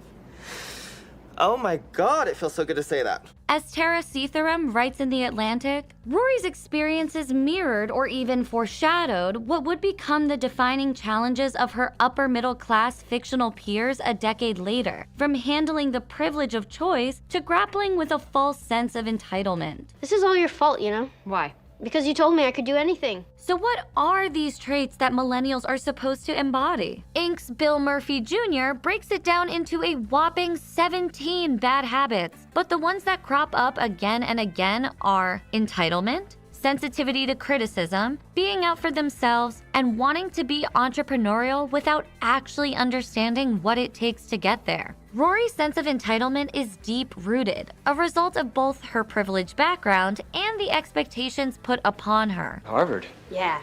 Ever since she could crawl, I really wanted her to go there. A lot of the narrative about annoying millennials is really about white, upper middle class millennials. Miss Rory Gilmore, may I present your building? When Rory doesn't get an internship at the New York Times, her grandparents can't fathom a reason why she may not have been accepted. This is preposterous. Who could be more qualified than you? They were so confident she'd get the role that they already planned on buying her an apartment in the city. Now, we realize that the Upper East Side is not the most convenient address for an employee at the New York Times, but it's just a 20-minute cab ride to work. Her grandparents also display a distinct lack of self-awareness by suggesting Rory's failure to land the role is down to nepotism. I'm sure it's nepotism. If your name isn't Keller or Sulzberg, you may as well not even apply. Conveniently forgetting their own nepotism in helping Rory get into both Chilton and Yale. I thought I was helping my granddaughter get into what is, in my opinion, the best Ivy League school in America. Meanwhile, down-to-earth Lorelai doesn't model this entitled attitude, but she has placed a lot of pressure on Rory by constantly underlining her daughter's specialness. And if you see a teen walking around with a halo and a book, that's my daughter, Rory. As much as Lorelai is framed as the unusual best friend mom, like many parents of millennials, she has centered her own life around cultivating her daughter's education and individual success. Everything we worked for, all these years, her whole future. She was supposed to have more than me. She was supposed to have everything. Gilmore Girls begins with Lorelai making the choice to do what's best for her daughter and tap into the source of privilege her parents represent. I wasn't too proud to come here to you two begging for money for my kid's school, was I? The first season centers on Rory entering private school and cultivating a relationship with her wealthy grandparents. And we watch her gradually develop into the person Emily and Richard wanted Lorelai to become. Hence Emily's blind panic after she finds out Rory and Dean spent the night at Miss Patty's. She's gonna get pregnant. No, she's not. She's gonna ruin everything just like you ruined everything. But who is this model young lady they want Rory to be really? It's someone who runs to them for help after she gets arrested for stealing a yacht. She came to me, Lorelai. She told me what she wanted in her own words. And goes behind her mom's back to get them to pay for her college tuition. I need money. You need money. For Yale. You need money for Yale. Does your mother know you're here? No. This is my thing. Rory is caught between two ideals. Her self-reliant, hardworking mother who took a stand to make her own life. You provide for yourself. You're not dependent on anyone. And her extremely wealthy insider grandparents who can unlock doors to make Rory's goals more easily obtained. This is the office of a very dear friend of mine. His name is Harris Fellows, and he just happens to be the Dean of Admissions. In reality, while Rory likes the narrative and self-made credit of her mother's path, she often takes advantage of the privilege represented by her grandparents. I mean, I'm a Gilmore. Do they know that? But what makes all of this so toxic is her lack of awareness and unwillingness to view her own behavior honestly. We take you in, we pay to redecorate a pool house so you can have a place all your own. I did not ask you to do that. You accepted it. You did not turn it down. A notorious millennial trait that defines Rory is sensitivity to criticism. He said I can't do it, so I can't do it. When Lorelai tries to spin the New York Times setback as a learning experience, Most of the things you've gone for, you've gotten. This setback might help you have some perspective. this isn't even really a criticism, but Rory clearly takes her mom's words that way and bristles. And there is some paper out there that is gonna hire you as their future superstar. That's just a fact. Yeah, right. Just as she takes job rejections intensely personally. I'm never gonna get a job anyway. That's not true. You are gonna get a job. I'm not. The New York Times doesn't want me. It's worth remembering at this point that Rory's existential crisis comes after a mere 2 job rejections, one of which doesn't count because there was no job there in the first place. I got a letter from the Chicago Sun-Times. They're not hiring. Not to mention that Rory already turned down a job at the Providence Journal-Bulletin, presumably thinking she was destined for something better. I even called the Providence Journal-Bulletin and begged for that job, but they already gave it to someone else, some non-idiot who didn't think they were too good and turned it down. Recent numbers say that it takes job seekers over 100 or 200 applications to get a job offer, and often 10 to 20 applications to land even a single interview. Rory's refusal to adapt to or understand the wider context and her petulant response to not being immediately lauded by the top institutions in the country betray that her attitude has really always been more "what would my grandparents do" than "what would my mom do."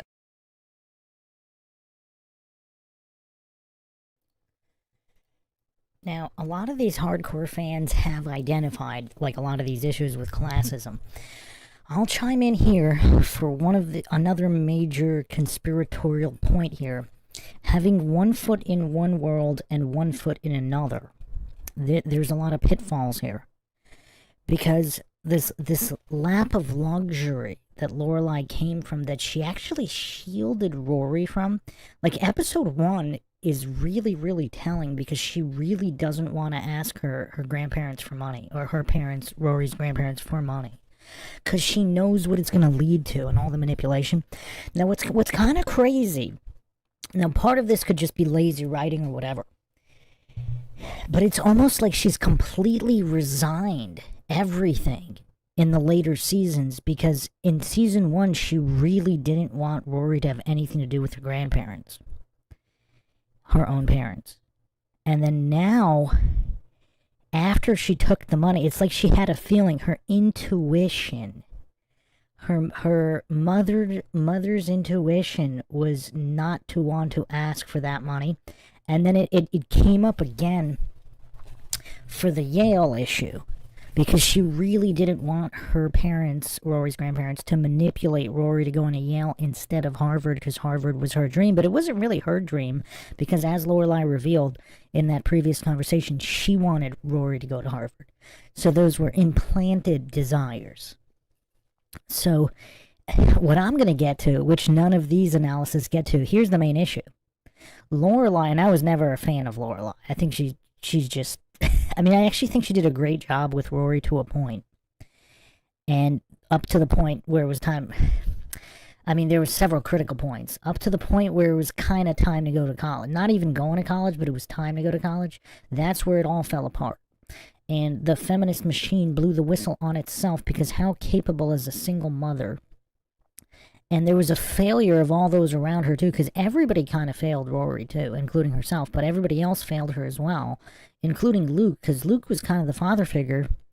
And there was no discipline brought to Rory ever, as this video highlights. But again, the Illuminati feminist machine that pushed all of these ideals of feminism, look at how much of a narcissist Lorelai is.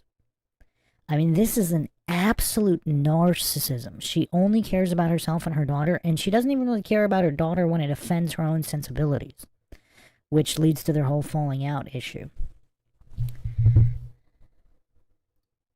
So if everybody's still paying attention here, this is the crux of the issue. Because, and again, I've never seen a show like this.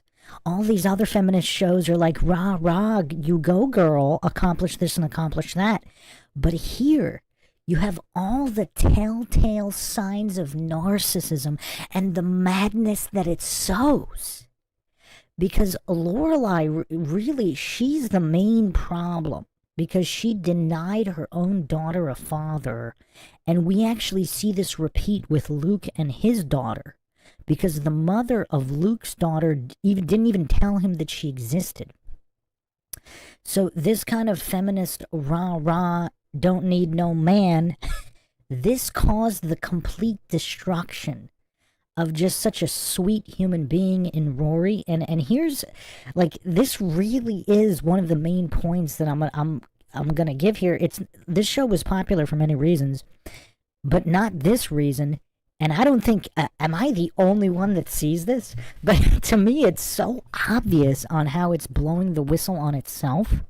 But it might be unintentionally doing so, because the feminist writers know full well all of these things, and they're writing them, some of them as if it's a good thing, but more of just, oh, this is a feminist show, let's do the show, revealing just the turmoil and the destruction it causes for all society when there's no strong father figure or discipline. Because her grandfather wasn't really a disciplinarian either. They enabled the narcissism. I mean, they were narcissists themselves as well. So it's not just the blowing of the whistle on the feminist machine, which is actually built on narcissism itself, but dissecting narcissism and just the weakness of these male characters like Luke. Because Luke had the opportunity to really steer, and Rory cried out for help in one episode where, during the falling out, when Luke revealed that Lorelai and him were getting engaged and she didn't even know. And she was kind of going to him almost like for help, for encouragement of some kind. He offered nothing.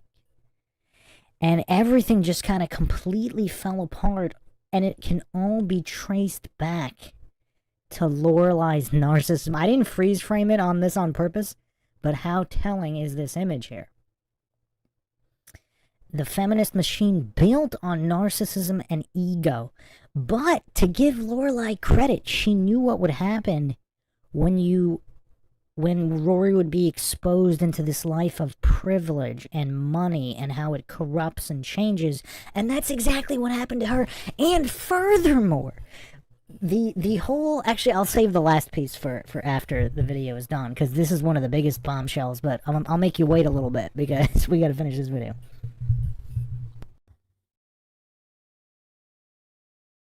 I thought I was so in at the Times. I was just saying that I wasn't going to get it because I was trying to be humble, but I was so not humble. Take the incident with the study tree. Another bizarre example of Rory's entitlement when she becomes irritated because someone else dares to sit by a tree she's claimed as her own. This is my study tree. What the hell's a study tree? The tree is plenty big enough for 2, even 3 people to sit around. But Rory eventually decides to throw money at the situation to get what she wants, which, unfortunately for Rory's personal growth, does work. This gets at Rory's main problem. It's not that she makes mistakes, which everyone does, but that she refuses to learn from them. It's this intractability that's the reason for her drifting aimlessly as a 30-something. She's just waiting for more opportunities to present themselves to her and more doors to magically open. You basically promised me the job was mine. You were a candidate. Looking back at Gilmore Girls, the extent to which everyone reveres young Rory can be a little mystifying. She's a very impressive young lady. I wholeheartedly concur. She's a diligent student, but none of her accomplishments really set her apart. Every child that applies has the same high grade point average, they've taken the same AP classes, and they're all on the student council. It's hard not to be skeptical of how simply earning good grades gets her into so many Ivy League schools, or why she's elected editor of the Yale Daily News after she's just recently taken time off from Yale. I did miss that semester, so seniority's a question. We're past taking seniority into account. Rory's best frenemy, the ultra-driven and extracurricular-obsessed Paris, behaves the way you'd expect Rory to behave if she were the hyperachiever we're told she is. What the hell did Romain mean when he was going on about weeding out the hyper-intense in the interview process? He stopped just short of calling me by name. I'm losing it. Paris does put in the work and arguably isn't rewarded for it enough. How am I going to tell him I didn't get into Harvard? What am I going to do? Lydia then writes that Paris should have been valedictorian over Rory. Quote, she worked her arse off for 4 years, got perfect grades, was president of the student council, editor of the newspaper, and on every committee going. What more did she need to do? Meanwhile, Rory kind of skates by on a mix of intelligence, privilege, general likability, and an easygoing veneer. You're quiet. You say, excuse me, you look like little birds, help you get dressed in the morning. People don't fear you. But the post-recession world of A Year in the Life seems to finally catch up to her, as Rory finds she's no longer rewarded for acting like she's above trying. Don't get me wrong, I have ideas. Like? Stuff about the world, culture. Rory has a pretty bad case of main character syndrome. She takes it for granted that both her grandparents' and mother's lives should revolve around her. She claims her mother's life experiences as her story. You're 16, you're pregnant. You're packing up to leave Grandma's house. It's a riches to rags story. It's got everything. And doesn't find it valid that Lorelai objects to having her intimate personal life shared in a book. I don't want my mother finding out I left you in a bucket in a hardware store in chapter 6. This is such an overreaction. It's my life, Rory. In Rory's friendships too, most of the focus is on Rory's problems and Rory's life. I have to get to the bus stop. Dean's meeting me there. But I'm trying to talk to you about this. What good is it to have a best friend when she's never around and she never listens?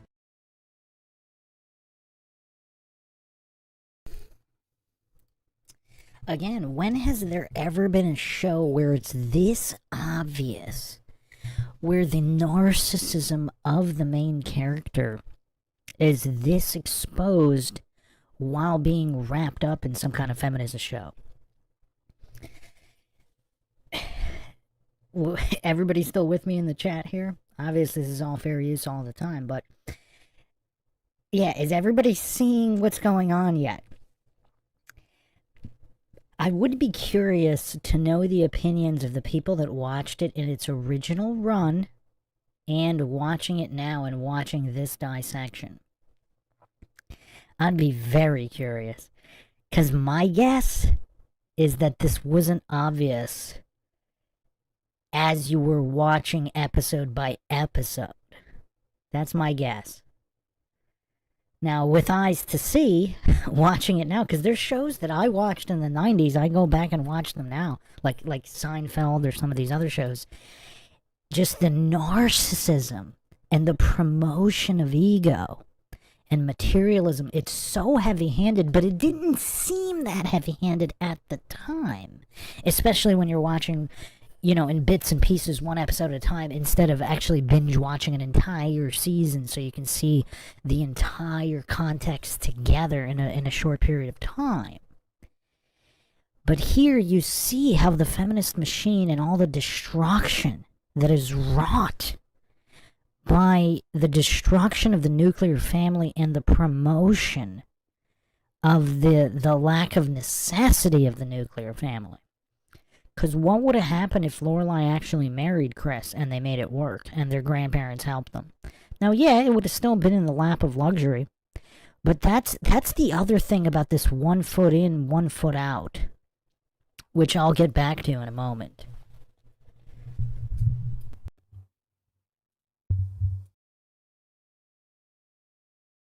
But perhaps this main character entitlement is most egregious in Rory's love life. Throughout the series, she treats men pretty shabbily and plays love interests against each other. She appears to view married and engaged men as fair game because if they're exes, she considers them mine, existing characters in her story. He's not a married guy. He's Dean, my Dean. He's not your Dean. He's Lindsay's Dean. You're the other woman. When she sleeps with her first boyfriend, the now married Dean, she not only blames Dean's wife, Lindsay, She's not good for him, okay? She lets him quit school and work himself to death. but also doesn't respect Dean's adult life because it's not the one Rory imagined for him. Rory has always looked down on Dean for not being as academically inclined as she is, instead of accepting that he's just interested in different things. Step forward Jess, who does fit the prescribed Rory Gilmore mold of intelligence, in that he reads a lot of books. You've read this before. About 40 times. But Rory still makes sure to keep Dean around while she's making up her mind. And she repeats this self-centered behavior of keeping her options on the table when she kisses Jess to get back at Logan. After rejecting Logan's proposal, in a year in the life, Rory is back to sleeping with him despite the fact that he's engaged. Someone's coming to town. Kind of.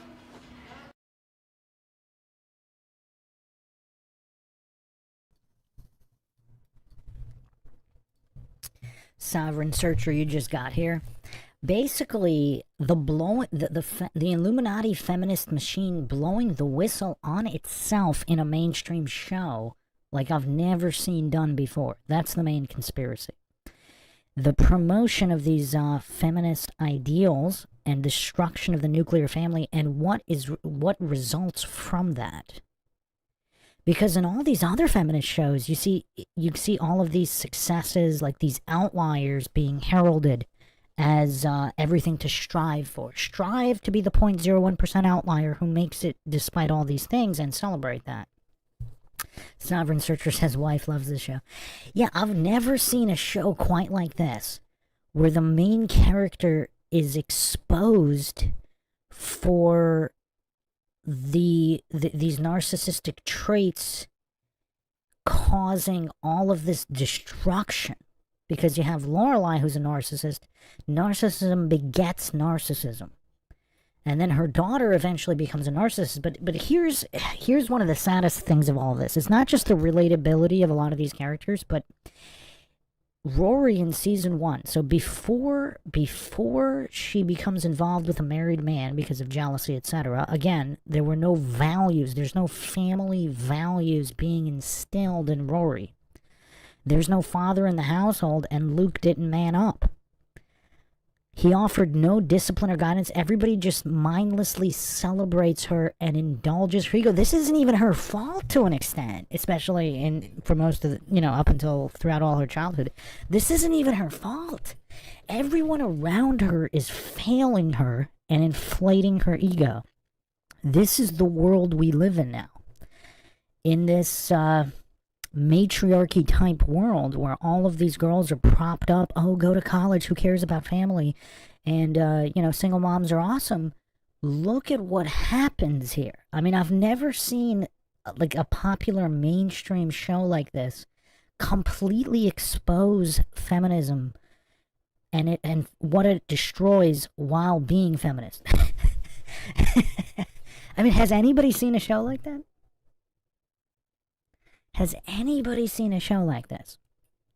I mean, this is absolutely crazy.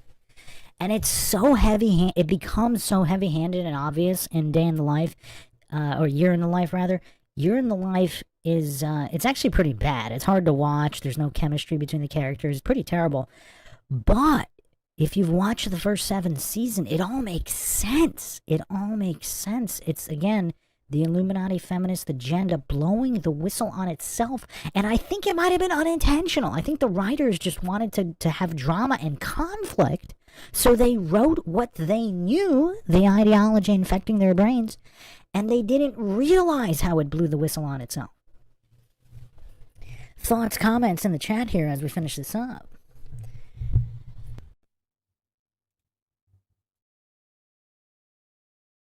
Odette. And she's dating Paul. While the joke is that Rory doesn't respect this person. Oh, crap. Paul is here. Why is Paul here? I invited him for dinner, and I totally forgot. Psychologist Stephanie Newman claims that one of the reasons women will sleep with married men is because they crave competition and a need for superiority, saying, feeling superior has less to do with the man in question and how desirable he is, and more to do with being more powerful than and superior to the other woman. The callous and confusing way that Rory treats the men in her life also reflects her signature millennial traits, like an emphasis on competition and fixation on the self.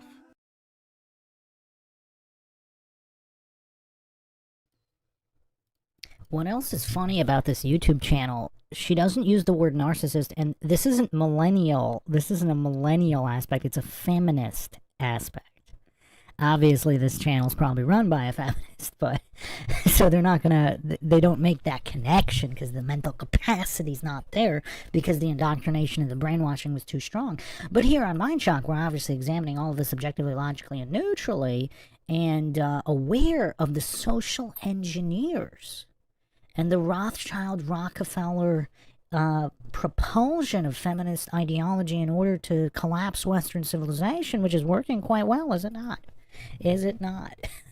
And that's the conspiracy here. It's just the self-blowing of the whistle like I've never seen before.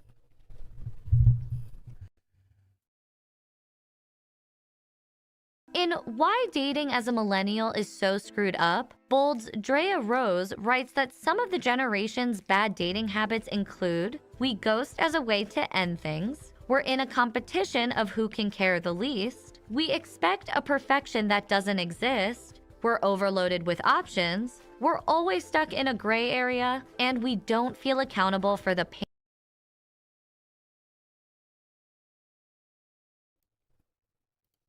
Again, these aren't millennial traits. This is just flat-out narcissism. Female narcissism propped up by the feminist machine.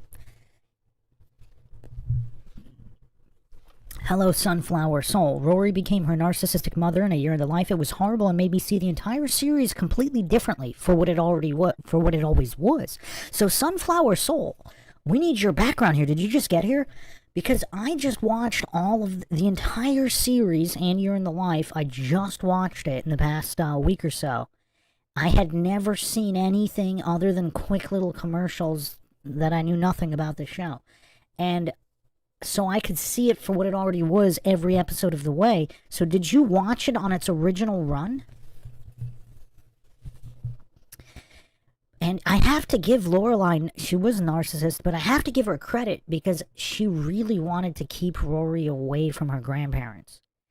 And then what didn't really make sense is she actually was, after that, she was encouraging, because I think that was her mother's intuition. She knew that exposing Rory, brought up by a single mother, to the lap of luxury, where she would be so spoiled and enabled that it would just not make her a good person. And she was a good person. To give Lorelai credit, up until dealing with the grandparents, Rory actually was a good person. Now, hopelessly indoctrinated into the cult of statism, feminism, all of this worship of indoctrination facilities. I mean, yeah, that's an issue. And, of course, the gluttony, just the celebration of all the junk food and fast food in large quantities. But other than that, she was actually a sweet person and a good person that didn't want to hurt anybody. But after dealing with the grandparents and being exposed to all of this snobbery of the grandparents. Yeah, Sunflower Soul. Yeah, if you have time, please watch this from the beginning, and feel free to leave a comment afterwards, because I'm really fascinated. Because I like I said, I suspect that people that watch the original run episode by episode, because you couldn't binge watch it because it wasn't released season by season, but if you never heard of the show and are watching it now for the first time, you could watch all of it at once. And that's obviously, you can have a lot different perspective on what's going on. But season 1 was kind of wholesome, though. I still kind of stand by that. And I think Lorelai's mother's intuition, she knew what would happen if she exposed Rory to her parents. And I think she really fought so hard for Rory not to drop out of Yale for that semester, because she also knew what would happen. She knew that was kind of the point of no return. And she fought so hard, and then Rory betrayed her. Almost the same way she betrayed her own parents, by just running away instead of a lot. Now, I know there was a lot of baggage there and all that, but in the end, what I keep bringing up, if not for feminism, and if she did marry Chris, Rory's father, how differently would their lives turn out? Now, obviously, Rory's father is a pretty weak individual because he didn't fight enough for her. But I'm not sure, again, like, he kind of, in Year in Life, he did kind of say, like, when Lorelai makes up her mind, I mean, obviously the courts are quite biased. But who knows? If he had the backing of all his rich family, they might have favored him. I mean, who knows? But it still wouldn't have kept the family together, because if Lorelai was dead set on leaving, then that would have just opened up another can of worms. So, yeah, Sunflower Soul says, absolutely looking forward to rewatch. This has bugged me. I don't know how I didn't see it years ago. Yeah, I mean, it's so crazy, because this is the only mainstream show, or probably any feminist show that I've ever seen, that blows the whistle on itself so obviously, and most likely unintentionally. Unintentionally, because the writers are just writing what they know, and this is what feminism, this is the result of feminism. You have outliers like Paris. You know, when Paris is that masculine, she probably could succeed in all these endeavors. But Rory's 1 foot in, 1 foot out. And that's why feminism is what? 99.9999% failure rate. And that's what the show illustrates. And that's the grand conspiracy facilitating the collapse of Western civilization. Just the abandonment of the importance of the nuclear family. And a strong parental figure, in a strong father figure. And a lack of discipline. And again, I have to give Lorelai credit, because up until Chilton, even at Chilton, it wasn't that bad. But when it was time to go to college, and again, Lorelai saw the writing on the wall. I think there was 3 turning points for Lorelai. The first, when she had to go to her parents for money for Chilton, she really didn't want to do that. That was motherly intuition. The second, when Rory chooses Yale over Harvard, I think her motherly intuition knew that might have been a line in the sand. And then the third, possibly insurmountable point was when she dropped out of Yale for that semester and was just living in her grandparents' pool house. In sodomy. Living in sodomy. Her daughter became a sodomite. I mean, she was kind of a sodomite too, but anyway. I mean, this is crazy stuff. I mean, this is really crazy stuff. And the show was so subversive in the way that it exposed all of this, obviously, and through other characters as well. And what I was saying before, what makes it so sad is that I think the relatability is we all know someone like Rory. Not necessarily someone who got great grades or was valedictorian, but just a really good, kind-hearted person that was absolutely destroyed by college. And exposure to these corrupt, narcissistic individuals, whether their own family members or not, sometimes in spite of their family members. Like, look how good of a human being Rory was in season 1, despite her narcissistic mother. And, I mean, Lorelai's just such a horrible character, because she's so narcissistic with the way she treats everybody, and then Rory kind of ends up being the same, but not necessarily because of Lorelai. I mean, partially. But a lot of it had to do with she's 1 foot in, 1 foot out in her mother's self-built, self-made world, and her rich grandparents that will bail her out at the bat of an eye, and she knows it.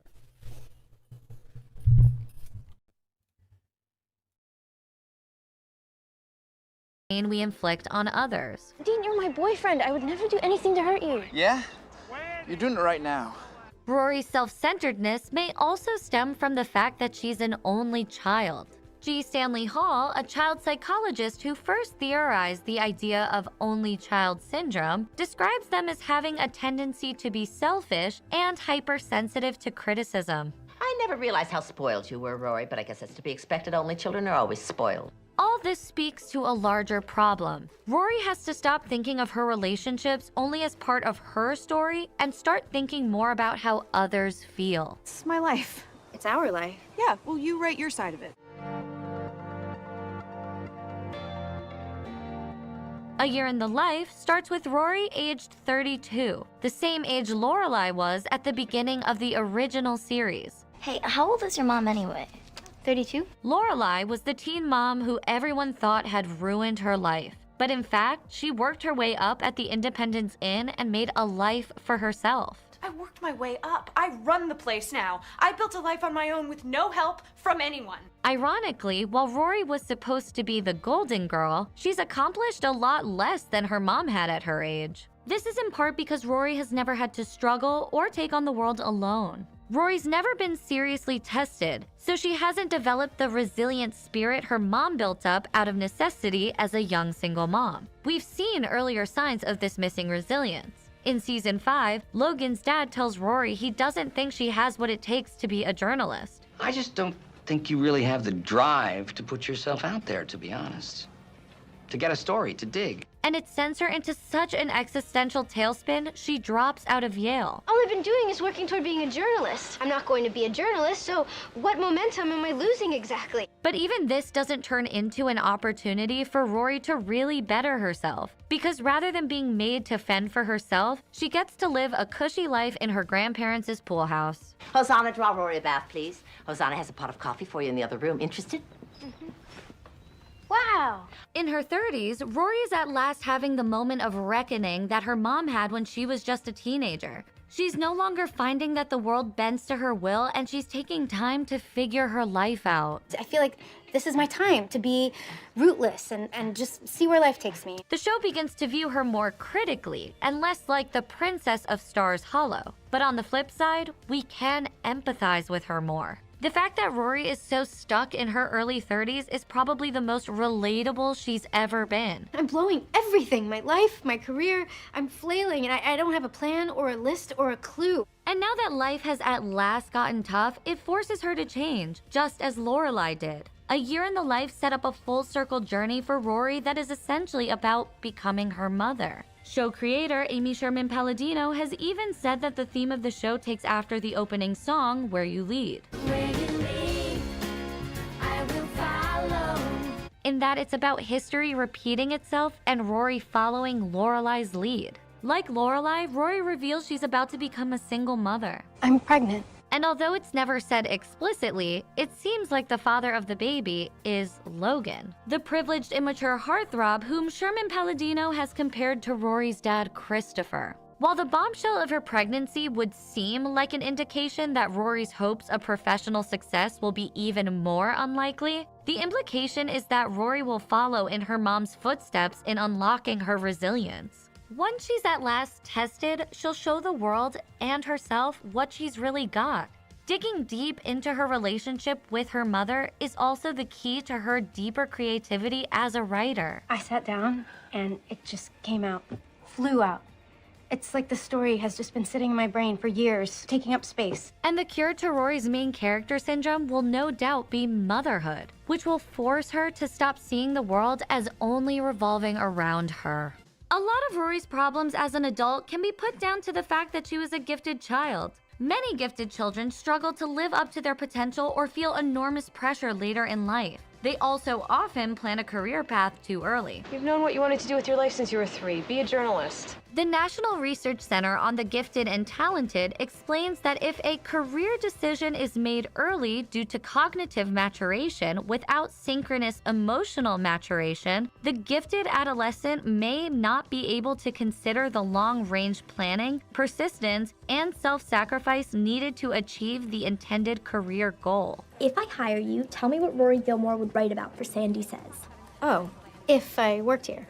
Sell me. Sell. Okay, we're selling.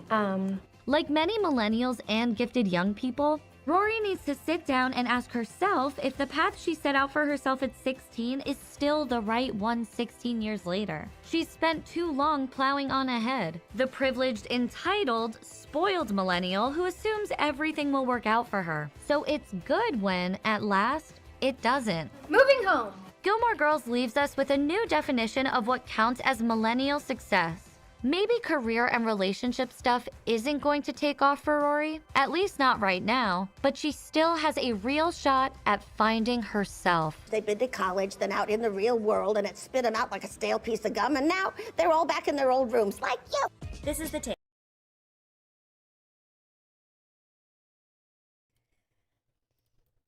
So again, I don't want to judge too harshly, but these look like some kind of woke feminists. So they missed like a lot of the main points here that I'm gonna go over, even though a lot of the points they brought up were legitimate.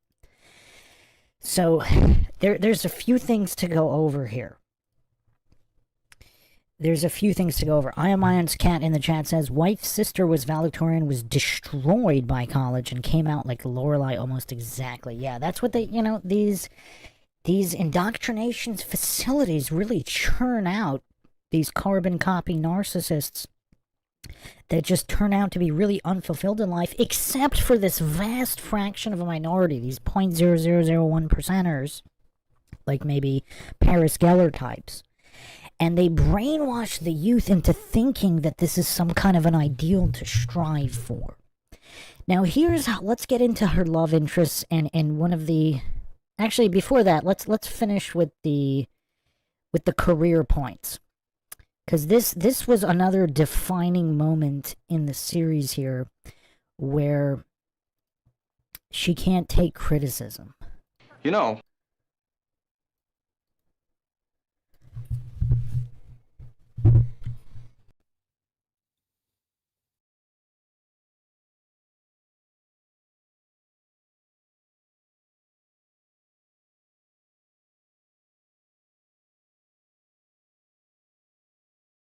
know, you and I haven't really sat down and talked about the situation, about how you're doing here at all. Well, you've been busy. I've meant to.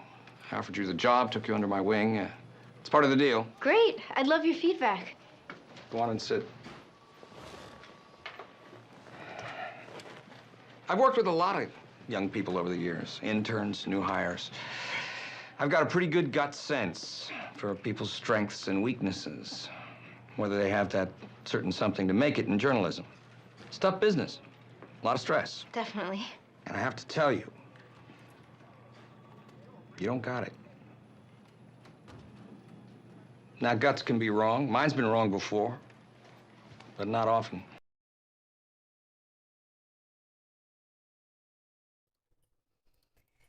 So he got a lot of flack here. People thought he was too harsh, but he actually really was being honest with her, which a lot of people never were because they were too busy praising her and indulging and pumping up her ego, which caused her to be this feminist narcissist.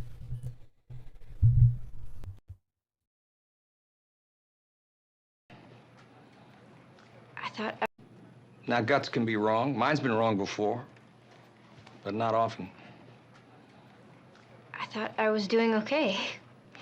I just don't think you really have the drive to put yourself out there, to be honest. To get a story, to dig. I mean, just now in this meeting, I encouraged everyone to say whatever they wanted. You said nothing. I wasn't sure if I should. Exactly. I mean, you saw Harry. He jumped right into the fire. You didn't. But Harry's not an intern. Doesn't matter. I've always done what's asked of me. See, the thing is, in the real world, it's not always good enough to do just what's asked of you. But I thought I was in a really good rhythm with everyone here. I'm not saying you're not competent. You're smart. You're terrific at anticipating needs. Actually, you'd make a great assistant.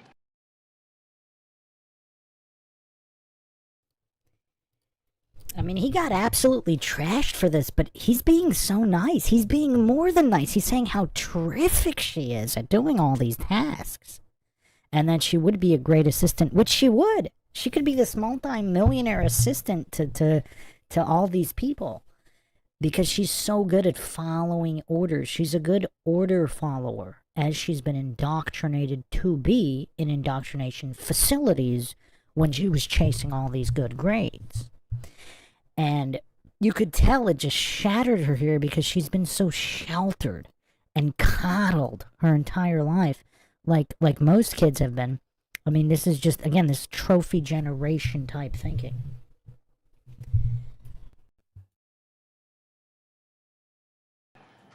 Oh. I'm sorry.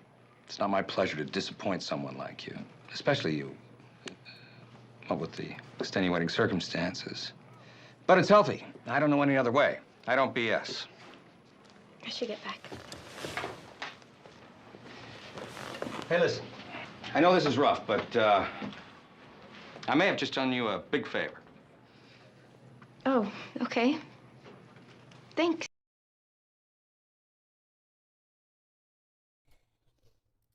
And she's too much of a narcissist here. She's too much of a feminist, girls can do anything type narcissist to understand that he actually did.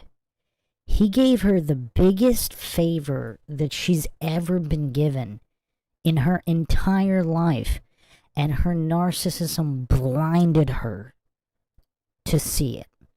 Here's an interesting comment regarding this this scene. There's two comments here. Rory's character really shows the importance of teaching kids a growth mindset. If you raise your kids, giving them rewards for getting A's without even studying, I mean, she did study, but constantly calling them naturally smart, talented, and perfect, they'll crumble whenever they face criticism or something doesn't come easily to them. Instead, reward your kids for effort. Praise them for being hard workers and dedicated people through the things they decide to do, and teach them when they fail or face adversity, it's not an excuse to stop working hard. Even if something doesn't come easily, they still have the power to succeed at it. That way, their ego and self-confidence doesn't shatter as soon as someone puts them down, because Mitchum was, in some ways, right. He said if she's really got it, she'll bounce back. He was testing her to see if she'd keep going when facing adversity, but she didn't because she'd never been taught to deal with something that didn't come easily to her. Now, I'm not sure that's what he was testing. I don't think he was testing her. I think he was just giving his natural opinion, but also leaving it in that he could be wrong and leaving the door open for her to prove him wrong, because clearly he wasn't wrong about her in that moment in time. But she could have changed and become what was necessary to succeed. And he clearly left the door open for that to be done. But she didn't. What did she do? She dropped a semester. Now here's another, this comment is even better. It's even better, and this again reinforces the Greek tragedy that is this series, which also represents the collapsing Western civilization. The problem is that Rory is really good at exceeding with guidelines or a rubric, but she can't think outside of the box. Even in Chilton, if Paris hadn't told her a lot of extra requirements for getting into Harvard, Rory wouldn't have made it. But when you sit in a classroom by force and a teacher tells you what to do by force, Rory does a great job because she's smart and pays attention to detail. But in the real world, there isn't a rubric or instructions. You have to come up with things on your own, especially in journalism. We see that Rory generally enjoys sitting in a corner and reading a book. She isn't fascinated by people or any other particular subject. I just find it so annoying that Rory's talents were wasted. She could have been a great doctor, event planner, editor, lawyer, etc. Journalism is literally the worst possible career choice for her.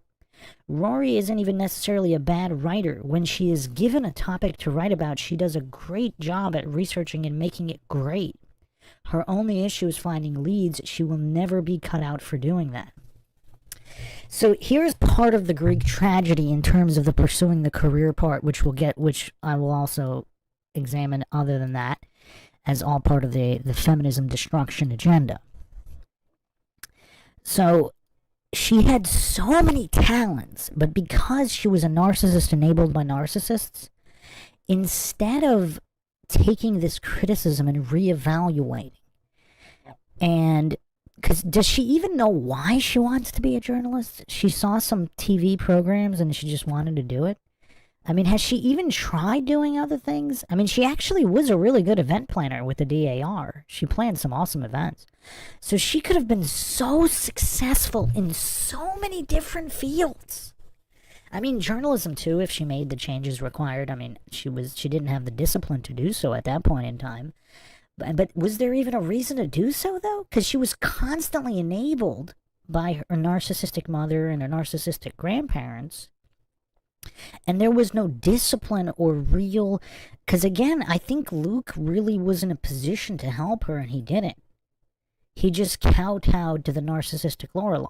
And there's a really cringeworthy scene in Year in the Life where basically he says that his life with her is all he needs, etc., etc. It was really, really, soy-infused rant. Quite pathetic, actually. I mean, quite pathetic. I mean, even his gestures in the earlier seasons, they weren't from a place of patheticness. Like, he actually built Lorelai an entire ice rink. And how did she repay him? She basically said, let's go get married right now or never again, and then they broke up. I mean, just the level of narcissism of this Lorelai character. I mean, she's probably one of the most narcissistic human beings ever in any television show. I mean, I don't know how she has any fans. I mean, again, the dialogue, quite witty and funny. She can be witty and funny. But just the narcissism is so off the charts. And the destructive path of the narcissism. And everybody she touches turns out worse. So, including her own daughter. So again, just covering the career angle, clearly she had all the tools and talents and intelligence to succeed massively in all these other fields. But she just blindly stumbled towards journalism just cause. Just cause. Did she ever really stop and evaluate why? And if she did and she still wanted to do it, well, that's where the discipline comes in. But it all seemed kind of just blind just because it was what she thought she wanted because she saw some stuff on TV or read some newspapers. You know who was an interesting character? Doyle was actually, I thought, a very realistic character, especially in the revival. And again, like I said, this show is so much more deep than it has any right to be, especially with that title. It's kind of crazy, but here's a good example. So, YouTube's a little laggy. 1 second here.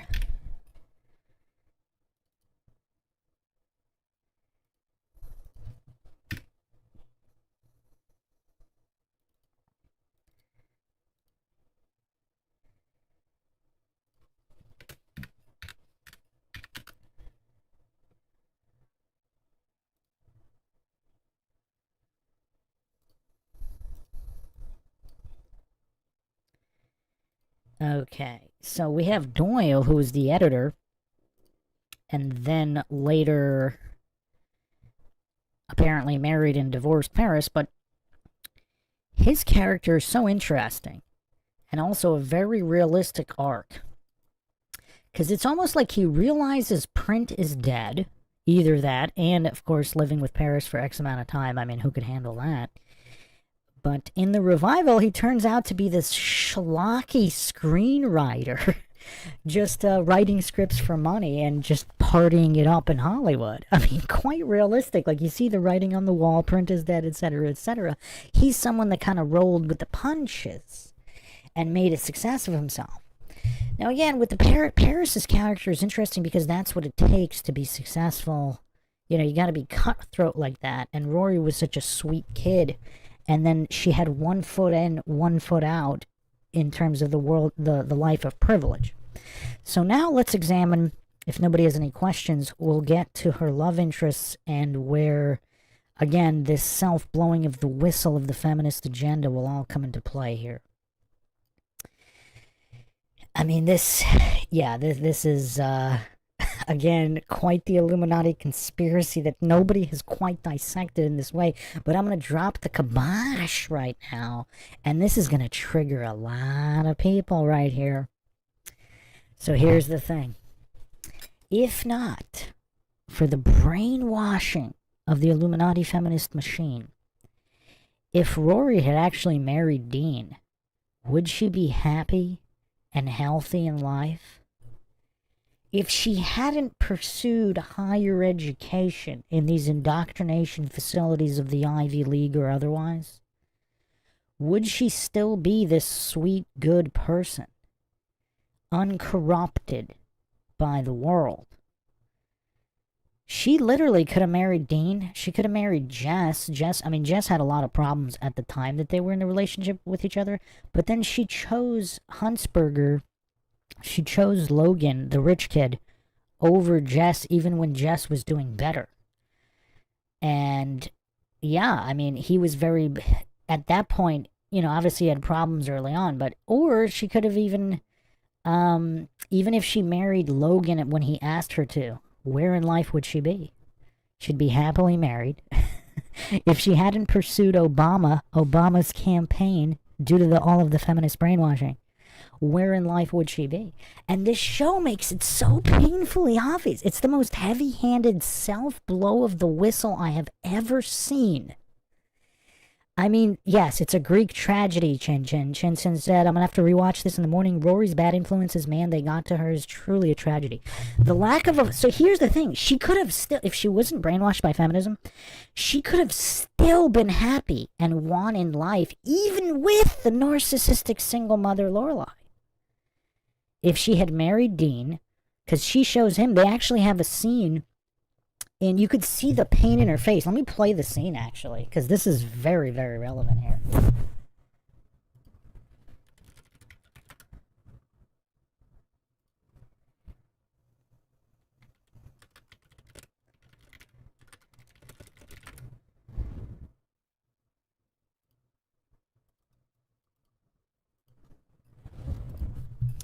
I mean, this self-blow of the whistle, nobody will explain it the way I just explained it. You won't get any of the Gilmore Girls aficionados or hardcore fans. They don't even know what they're watching. And I actually, like I said, I think it's an unintentional self-blowing of the whistle. Because the feminist writers were just writing it as it is, you know, for dramatic effect, etc. But they don't even know what they revealed. They don't even know what they revealed. It's absolutely crazy. It's absolutely crazy. 1 second here.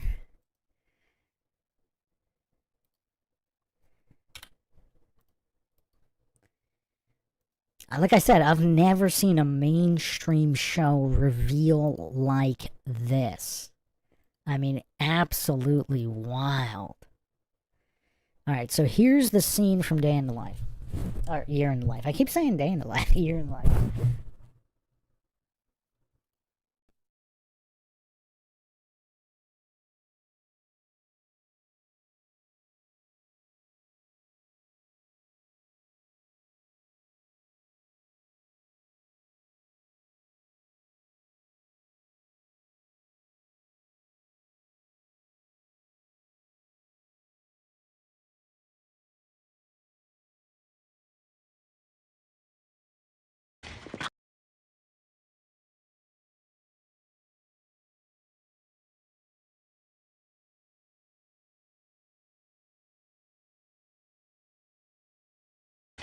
Oh, sorry.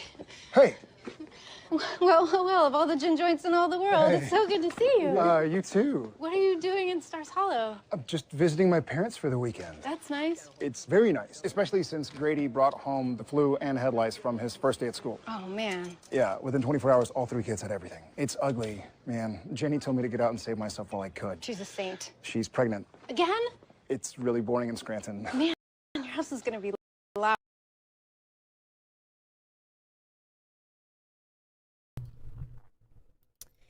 And another shout out to Alexis Bledel. What a brilliant actress. I mean, you could see the pain in her eyes as she's forcing a smile. Because that could have been her life and she knows it. It could have been her life, she knows it. She knows she could have also been married to Logan. Because he asked her, she declined. Literally, if she hadn't been brainwashed by feminism, she could have had any number of happy lives. And she could have still gotten into journalism, been an editor and all that, if she hadn't prioritized it first. That's the true tragedy here. And that's what the feminist brainwashing does. It just destroys lives. And it's just enabled by narcissists like, again, her mother. But, again, just brilliant acting here. You can see the pain in her eyes through the forced smile.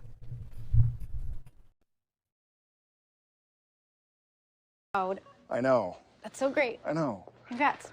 And it's a girl, so my sister finally has someone she can shop for. How is Clara? She's living in Berlin with a guy named Wolfgang. Van Halen. I wish. This guy's from Buffalo, and he climbs things for a living. Climbs things like big piles of money. Nope. Like bridges, municipal buildings. They stacked up tires for the monster truck rally, and he climbed them dressed as an ignition switch. I don't know how to defend that. And he calls her Ra. That's the great nickname he came up with. You hate him. I hate him. Well, it's okay. She's young. It's her first love. It'll probably... Yeah, I know. Well... How are you doing? Me? I'm doing okay. Just okay? Well, things are changing for me at the moment.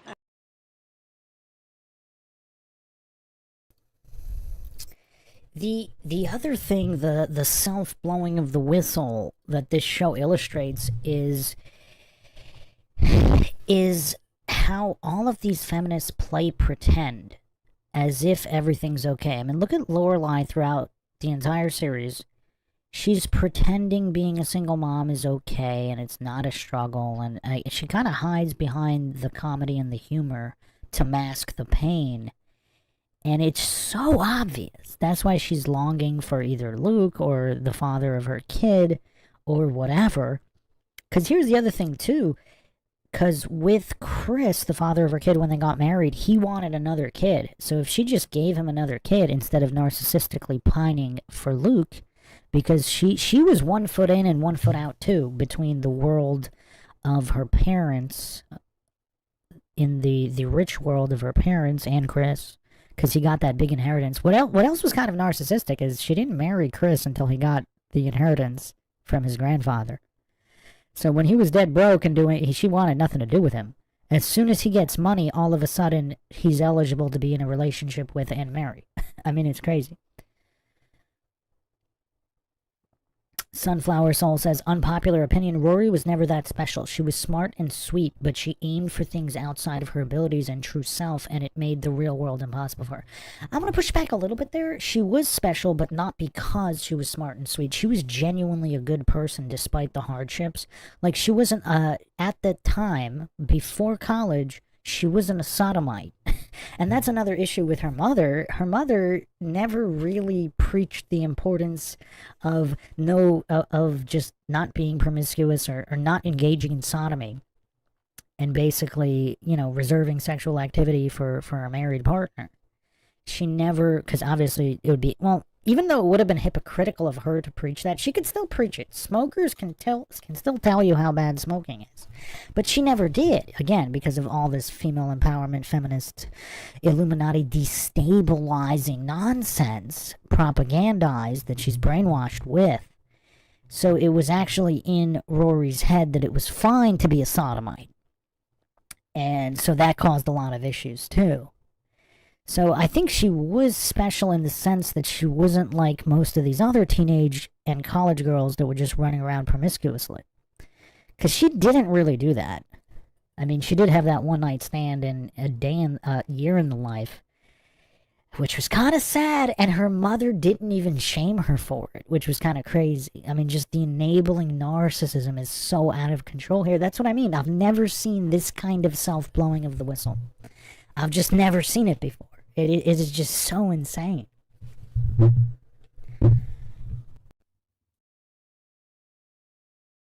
I'm still trying to figure it out. I'm writing a book. Well, you've read them all, so what else are you gonna do? It's actually about my mom and me and our life. Really?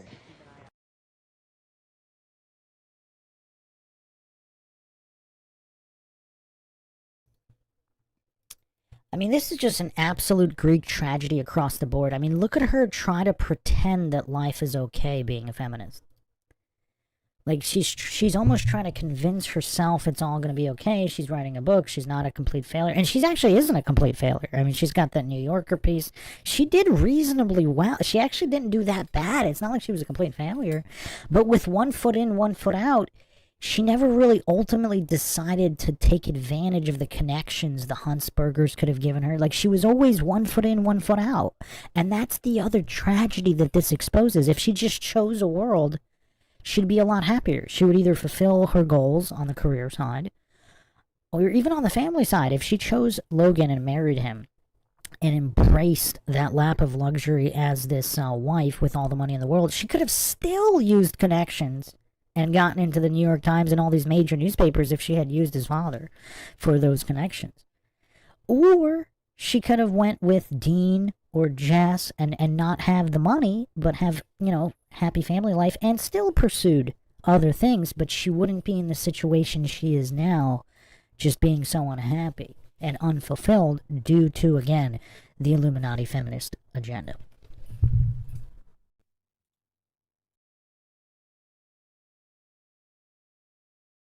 Can I put you in it? I mean, I'm changing the names to protect the guilty, but still, you would know it's you. I don't know.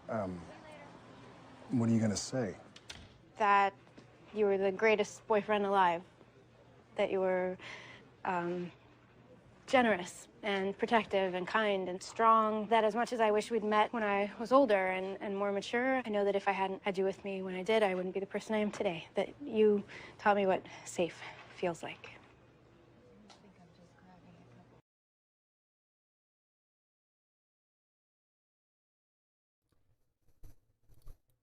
Again, brilliant actress. She couldn't even look him in the eye when she was saying all of that. Just absolutely brilliant actress. She couldn't even look him in the eye. And here's the thing, that all the feminist brainwashing also leads to self-sabotage. Because there's a constant feeling of just a lack of accomplishment. Because when Dean first told her that he loved her, that's when she freaked out. And that actually, you could say that was the inciting incident of her spiral that never stopped. Because if she had even said nothing but kind of thought about it and then stayed with him and there was no spiral and no Jess, she could have been fine. She would have ended up marrying him. Maybe they would have been happy, maybe they wouldn't. But if she wasn't brainwashed by feminism with a narcissistic mother, I mean, it's also weird because Lorelai usually doesn't bite her tongue that much, but she really didn't like Jess. She actually didn't like Dean at the beginning, but then she did. And she never liked Jess, and she never liked Logan. And she never really voiced those opinions that loudly, which is also a little weird, because she usually does. South to West says, this show subtly highlights the siren song of feminism and postmodernism. I don't think it's that subtle. I really don't. I think it's loud and proud. I think it's loud and proud, and that's the conspiracy. That it's so obvious. Sunflower Soul says, she wanted a lot of the things her mother taught her to reject. Yeah, but here's the thing. Her mother enabled it. Like I said earlier, there were 3 main issues. The first, accepting money from her parents for Chilton. And she didn't have to go to Chilton. She could have stayed at her high school, been valedictorian, maybe not gotten into Harvard or Yale, which was that a good thing? Would she have ultimately been much more successful and led a happier life? Maybe not in journalism, but maybe in journalism. Maybe just a different path there. if she hadn't gone the Ivy League and gotten involved with her grandparents and high society and just all of these individuals in the lap of luxury corrupting her mind like Logan Huntsberg. So, yeah, I mean, these are all interesting points, but like I said, just the self-blowing of the whistle. And look how brilliantly acted it is. She can't look him in the eye because she knows what she missed out on due to the feminist brainwashing and the narcissistic mother.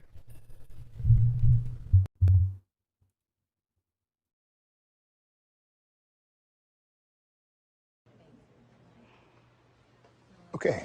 And that you had a disturbing obsession with Lord of the Rings, that you did a terrible Smeagol impression. It was not terrible. It was pretty damn good. There were hand gestures. I know, I remember. I remember it all really well. Good luck with the book. Thank you. Dean! Cornstarch. Pay for it this time.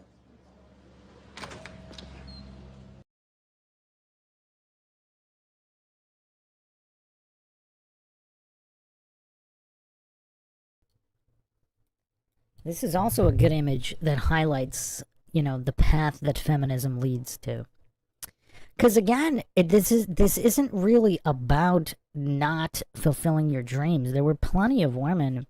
I went over this in other podcasts that, you know, the first self-made millionaires and the first woman to run for president. I mean, this was all pre-feminism, the pre-Illuminati rollout of the feminist agenda that fooled and brainwashed so many women. I mean, it's really sad. I mean, it's just, I mean, it's very obvious. That's what's kind of crazy. It's so obvious, yet many people just don't get it. And it's so obvious. She could have picked literally any of these guys and been happier than she ended up. And, yeah, I mean, again, just the self-blowing of the whistle, I've never seen anything like it. Like, this show actually gets celebrated for it, but not for those specific reasons, even though that's what it reveals. That's what it so perfectly reveals in this tragic cautionary tale of pursuing higher indoctrination facility and so-called schooling. I don't want to call it education. This higher indoctrination facility schooling. I mean, it's just, yeah, it's crazy. And the other thing that was kind of realistic with some of the other characters, although kind of sad, like her best friend Lane just wanted to, she was so passionate about music. She was way more passionate about music than Rory was about journalism. I mean, it seems like Rory would have just been a really good, like, reclusive writer, like maybe even a fiction writer, like she read so much. But for whatever reason, she just had journalism stuck in her head, and everybody gaslit her into being this ego-dominated narcissism perfectly in line with the feminist agenda, that this is how her life turned out. Oh, the black helicopters are still circling here.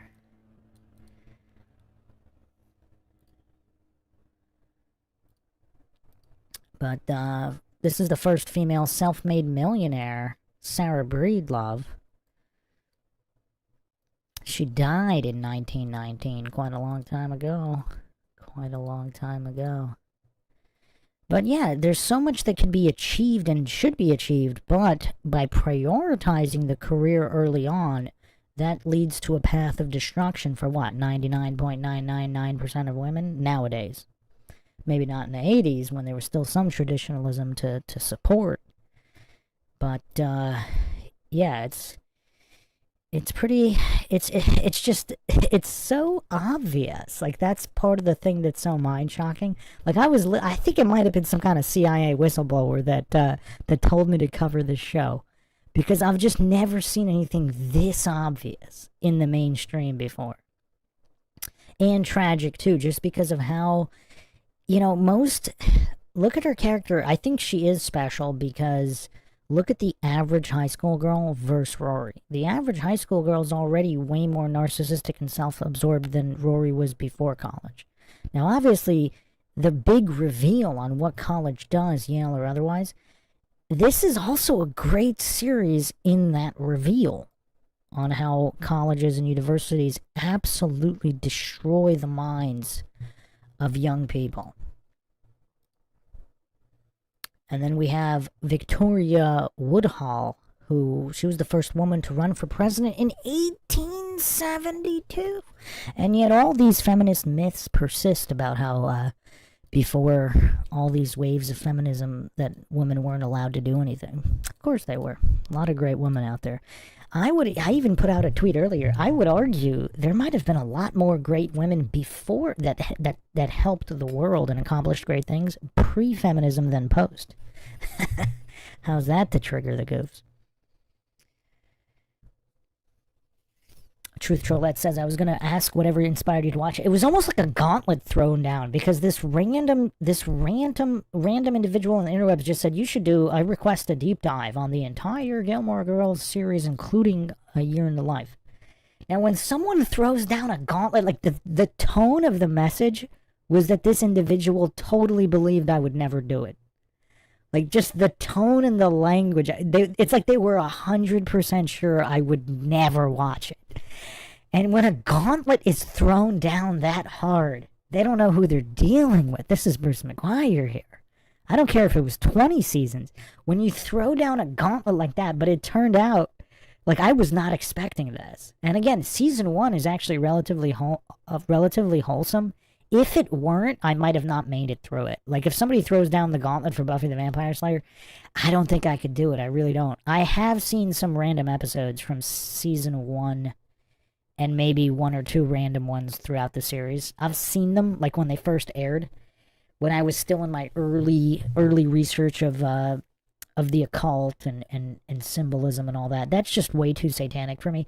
But season 1 of this show was wholesome enough for me to get through it, and well written enough with witty enough dialogue that I was able to get through it. And actually none of it was that painful. Maybe season 7 a little bit, and Year in the Life was a bit painful.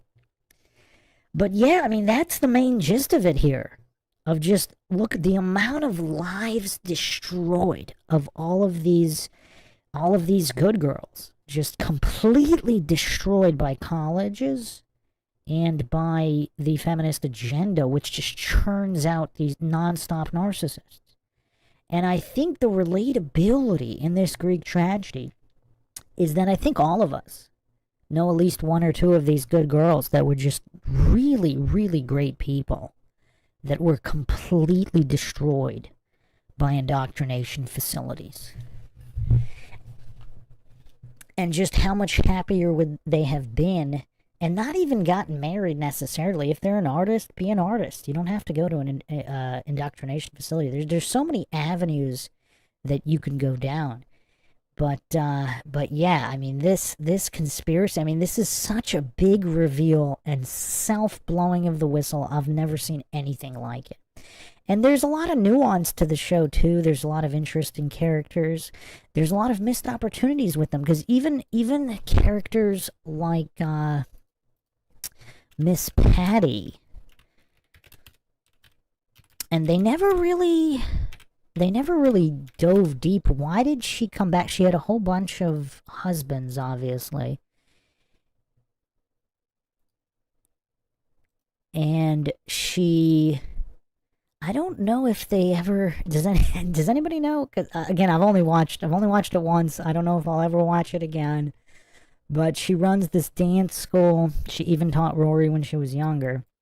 But it seemed like this was also a missed opportunity for her to be another mother figure to Rory and kind of give her some street smarts. Because this was a woman who had been through show business, and it seems like she had a lot of wisdom and experience that she could have shared. I mean, she actually promoted promiscuity, though, so in a way, not to Rory, I don't think, but in just conversations with Lorelai. So maybe she wouldn't have been a good influence, but if they really wanted to,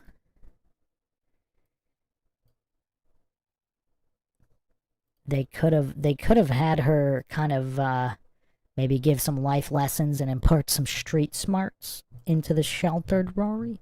And then, of course, Luke is probably the biggest waste, because he could have been a good father figure that could have actually, he could have actually saved her. I think he could have, because she would have listened to him.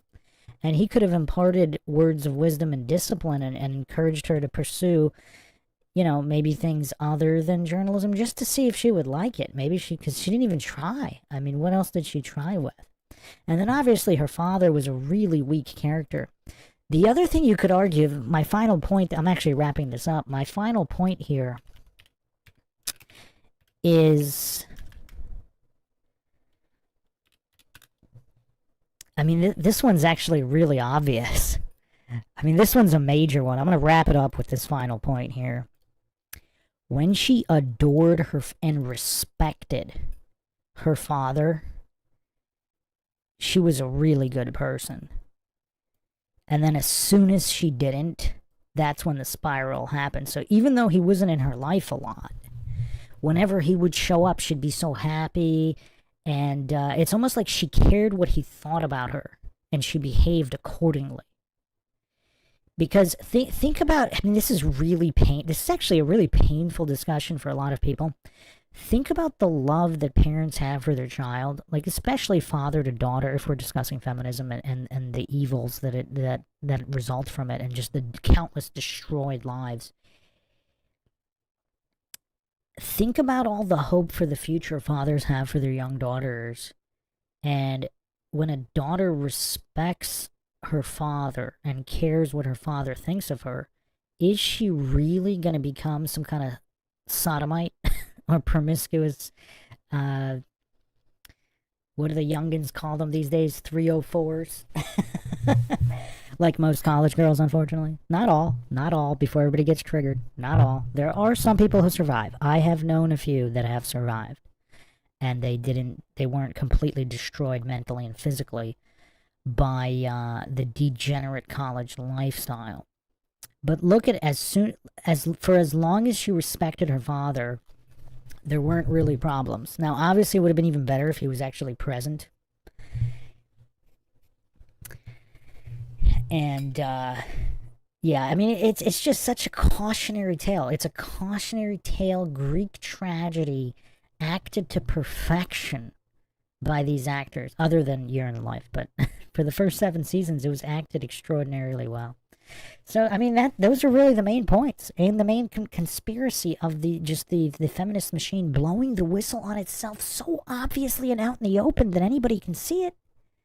And people enjoy this show. This is rated like one of the top comfort shows ever.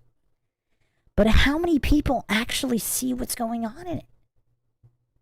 And don't just think it's drama for the sake of drama. Just the psychological narcissism on display, and how it all manifests and spreads into the worlds and lives and the lives it destroys. So that's it for now. Hope everybody found another edition of the MindShock podcast interesting and informative.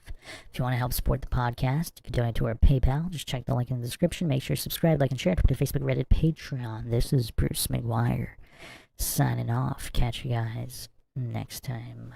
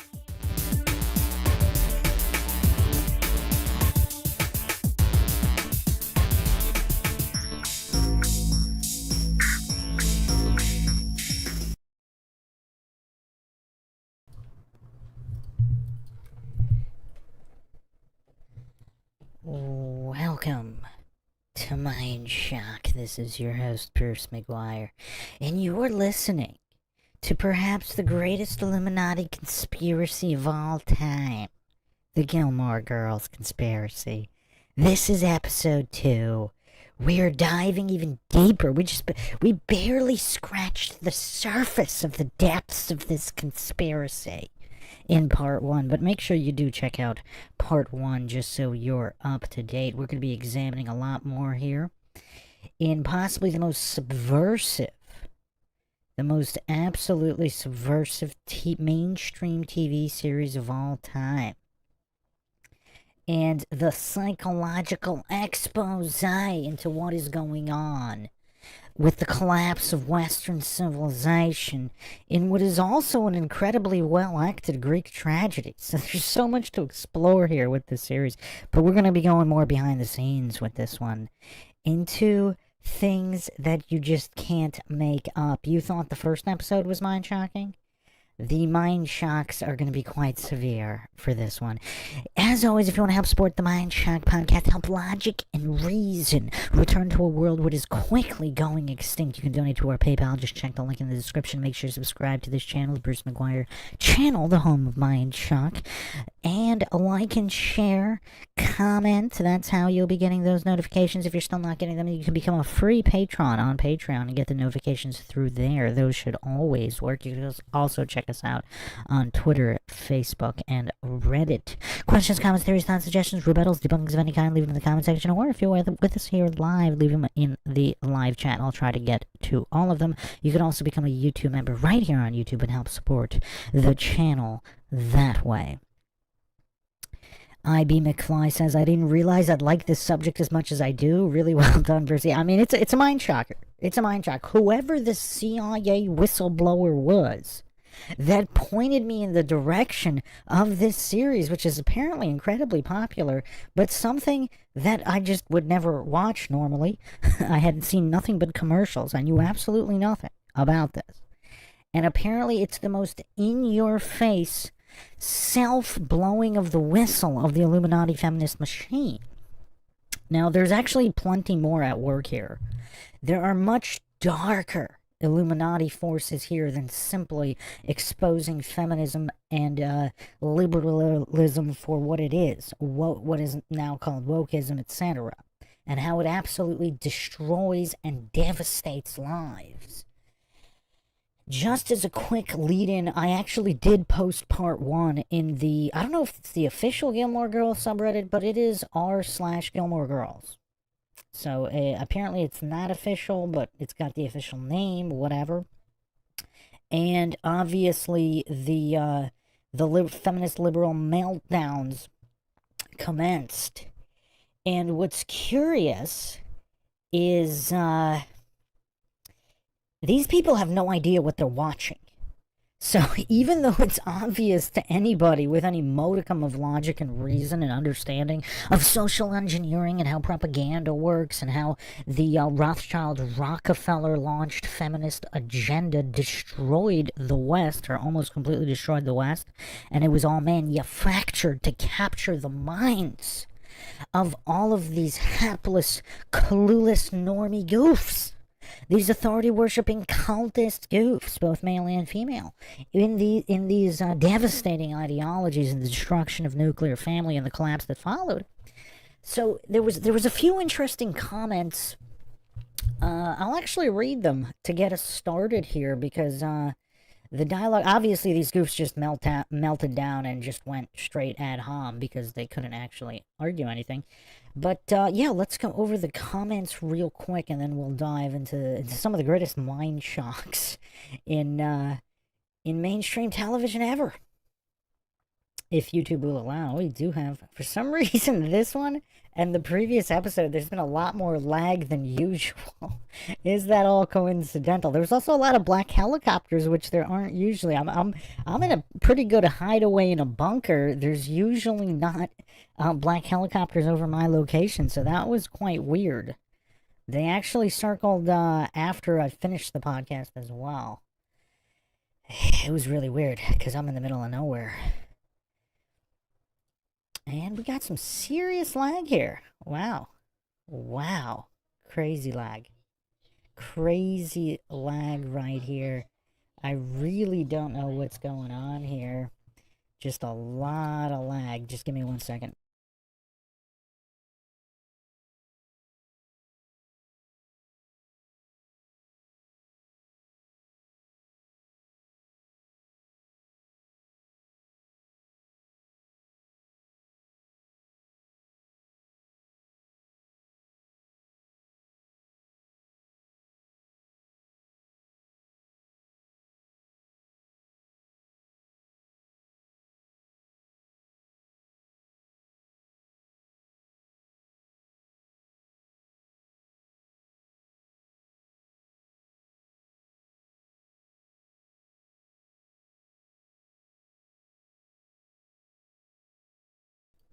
Okay, so we should be good now.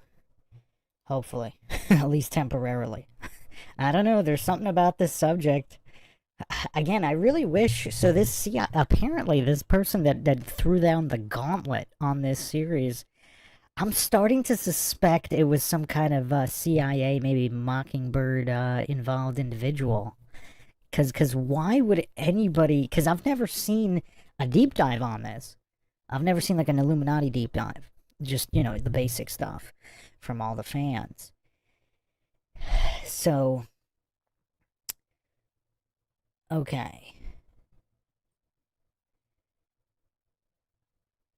So here was one of the...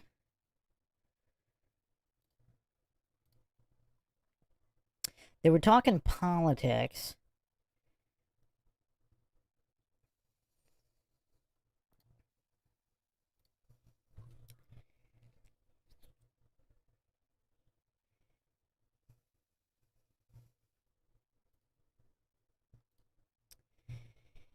Oh man, really slow. But let's get here. Dun, dun, dun, dun. So slow. So much lag. I wonder if you have you have to have a certain amount of subs or be a big enough channel where you don't get affected by the lag.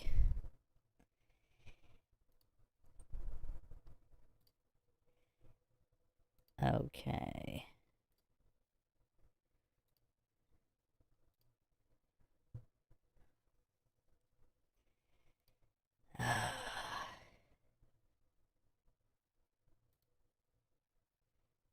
Okay.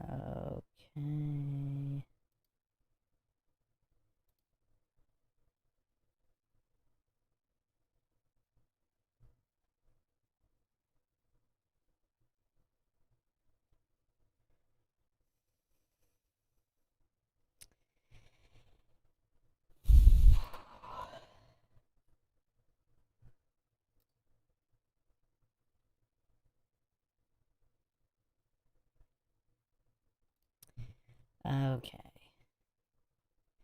Or not. Still plenty of lag. Alright, so I guess we wait. We wait. You can't hear me, Sovereign Searcher? You can't hear me, Sovereign Searcher? Okay, we're good. Welcome, 83 Devil Dog, Sovereign Searcher, IB McFly, Chin Chin, here for all of this as well. Yeah, I have no idea what's going on here. Just so incredibly slow. Man.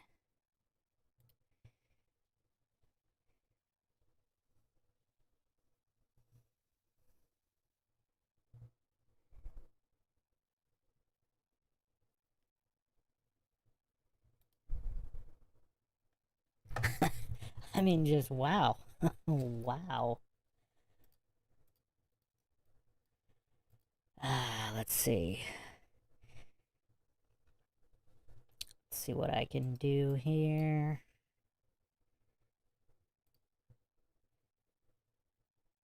Okay, here we go. So there was a comment about Rory traveling with and covering Obama and worshipping Hillary Clinton. I respond, it really explains why her life ended up the way that it did. And then we have the triggered goofs swarm in because they obviously don't know what they're watching.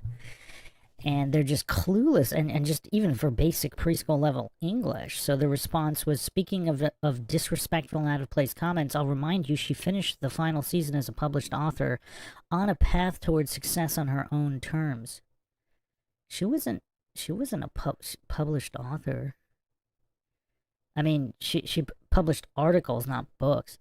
No one's a published journalist. No one's life is smooth sailing. Rory's life ended up like most people her age did and presently do, with meaningless, expensive degree and no way to break into the industry she originally trained for. She was written with her life like that because that is what is relatable to a number of 30-somethings who grew up watching the show. So that's all incorrect, obviously. Because Amy Palladino, the writer, and her husband... So I actually watched a few Q&As and panels with them. They're full-level narcissists, so, and they don't know what they're writing. They write what they know in terms of the ideology in their head. But I think this was all an unintentional reveal, but there might have been intentional moments as well, which we'll go over, because we don't fall for false dichotomy logical fallacies here. So my response is that Rory ended up miserable, and was mostly miserable, ever since she started getting reality checks when she left the coddled environment of Stars Hollow. But yes, she is relatable. Plenty of Democrat women end up exactly as she did. Miserable, and with not much to show for it, some single moms, some not. For every Paris who is an extreme outlier, there are a ton of Rorys. Women failed by feminism, Democrat brainwashing. But even Paris got married earlier and had kids earlier and didn't completely sacrifice everything for her career, even though she actually was capable of making it no matter what. Lorelai was successful because of her parents, especially two of them, not in spite of them. In fact, this is clearly illustrated by her parents, Rory's grandparents, taking it easy on Rory because they looked at it as a second chance, because they believed they failed Lorelai, but they actually didn't, even if they were excessively harsh. This actually caused Rory to spiral harder since there were no real values instilled, just the entitlement attitude of liberalism and feminism. Alexis is a phenomenal actress. You can see the pain all over her face when she talks to Dean, knowing he is happily married in A Year in the Life. And obviously I get downvoted like crazy by these lunatics, because these clueless Dunning-Kruger goofs who don't understand any of these concepts or what they're even watching. So,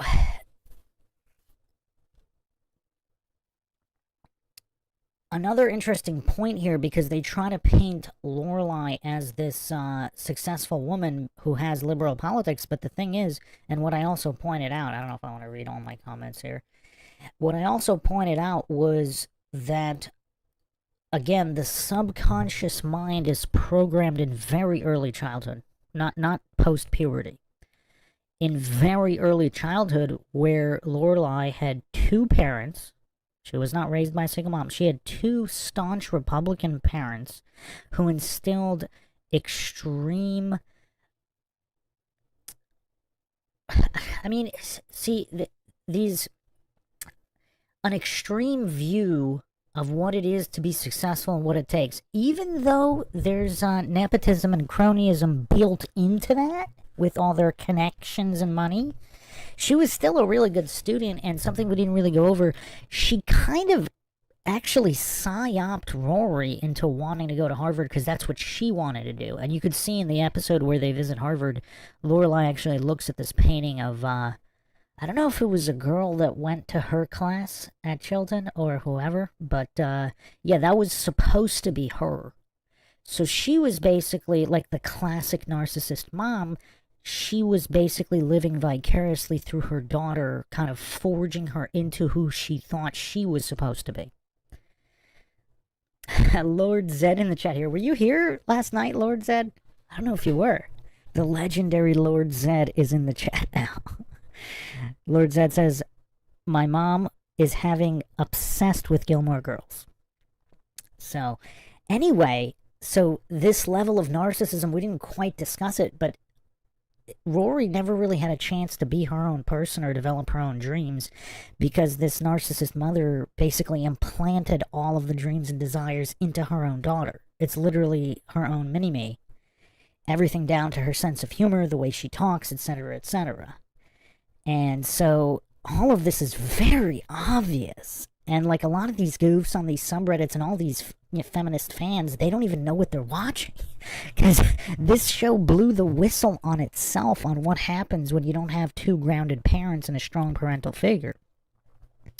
So just the absolute failure and degeneracy that feminism brings, and of course all of them being sodomites, but wow, IB McFly says, yeah, me and my wife watched 5 episodes today. She has already watched the series as it was released.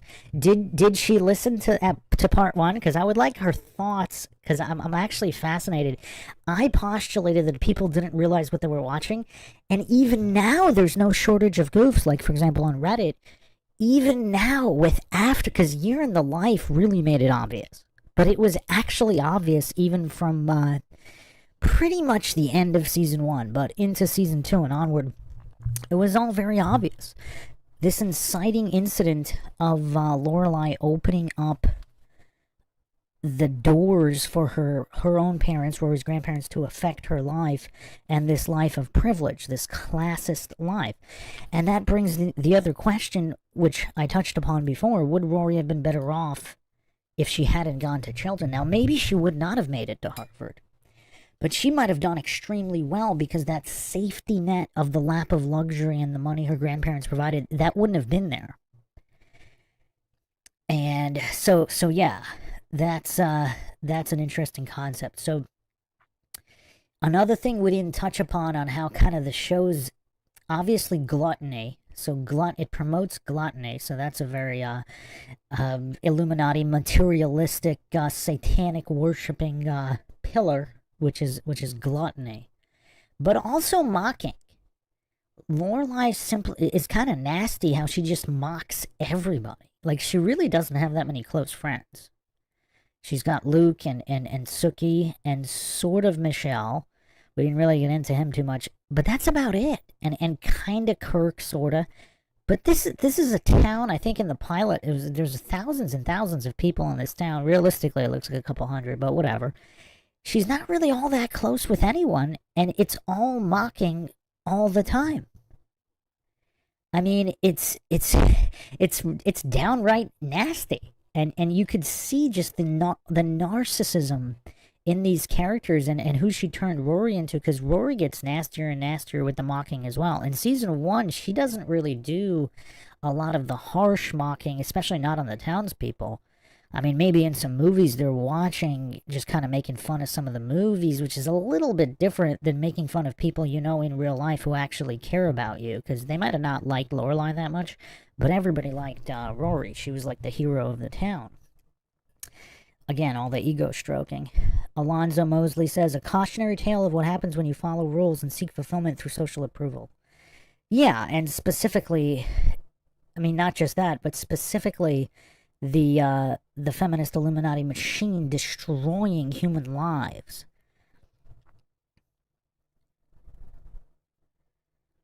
IB McFly says, I had her listen to part 1 up until you give your spoiler warning at about the 10-minute mark just to encourage her to watch with a different mindset this time. Casey in the chat here saying, I freaking love Gilmore Girls. A lot of people do. And rightfully so. I mean, I don't know if I gave enough credit. You know, again, it's extremely well acted. It's relatively well written, blowing the whistle on itself. So I'm definitely not saying this is a horrible show in any way. The amount of layers this show has is pretty incredible. Everything from the different townspeople to the different settings, just all of the different storylines and characters woven throughout the seasons. I mean, it's actually pretty impressive. I mean, even, you know, Illuminati conspiracy aside, it's pretty impressive. I'm not knocking the show in any way. So, IB McFly says, I was in my teens when it came out, so I enjoy the time period it takes place in. It's nostalgic. Yeah, I mean, this is pre-2008 collapse. And actually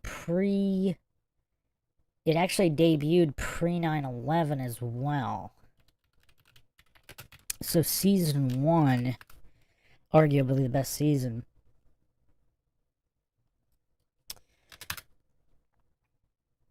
Debuted October 5th, 2000. So approximately 1 year before 9/11. So, yeah. I mean, definitely some nostalgia, totally different time period. But the psychological aspects, the same throughout history. There's a lot of Shakespearean stuff going on here as well. So, yeah, I mean, even now, a lot of the fans don't know what they're watching. So, that's kind of crazy. That's kind of crazy. So, again, people kind of credit Lorelai as being this kind of liberal single mom hero, where completely ignoring that the only reason she was successful, which is the same reason why Rory is not, or not incredibly successful, she had 2 staunch Republican parents instilling values, even though they were emotionally abusive, emotionally unavailable, and lacking in many categories. They still instilled some kind of work ethic and values and expectations of success, whereas Lorelai did a little bit of the expectation of success, sort of. Although it almost seems like she made it clear, like Rory's just perfect the way she is. And kind of, you know, she gets good grades, whatever, and that's perfectly fine. But that's not required, and she's not going to be punished if she doesn't. So there's none of the actual backbone of discipline in any way. Lorelai did not provide any of that as a single liberal mom. So all of it, it's just weird how a lot of these goof fans attribute the success of Lorelai to her liberal Democrat mind and not her parents, which forged that mind in her early childhood.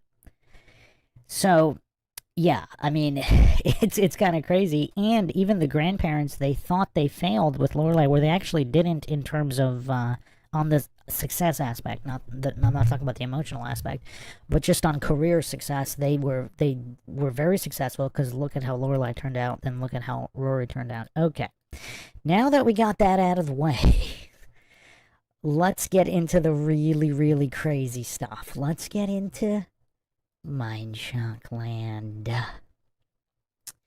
So, Casey in the chat says, I watched this after my kids were grown, but I felt a connection with Lorelai. I felt like I parented like her. She was a smart A biatch, but I was okay with that. But you're right, she was awful.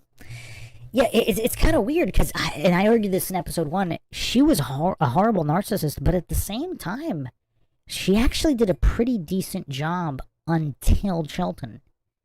And her own intuition was telling her that it probably wasn't good for Rory to get into the realm of her grandparents and high society, because that's what she escaped.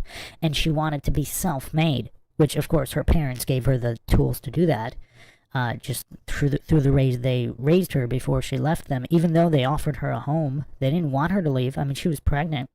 And they would have fully supported her and her marrying Chris. I mean, how many single moms out there, teenage single moms out there, would have loved to have the parents that Lorelai had? They would have loved for those parents to support her marrying the father of the child and helping them in any way, having the father of the child work for her father. I mean, for the hate that they get, and I'm not saying it's undeserved, because they were emotionally abusive in many ways, but for the hate that they get, do they not deserve? Like, they stood by each other and their child, even when their child got pregnant, disobeyed them, gave them an attitude, all of that. They were still willing to not only stand by her, but support her child, her husband, and have that family. How many people out there, how many young mothers out there would have gave anything to have the parents Lorelai had and didn't appreciate? And again, I'm not saying she didn't have legitimate grievances against them, but just, again, Lorelai's so much of a narcissist, she just can't see that. Wow, KC. Wow. Do I have your permission to read your latest comment, Casey? Because that's kind of personal. I mean, I know you posted it in a public live, but I want your explicit permission to read that comment. or I'm not going to read it. But I mean, it might be helpful to people listening and to demonstrate the issues with being your kid's best friend instead of providing discipline as a parent. Do I have your permission to read your comment about your daughter?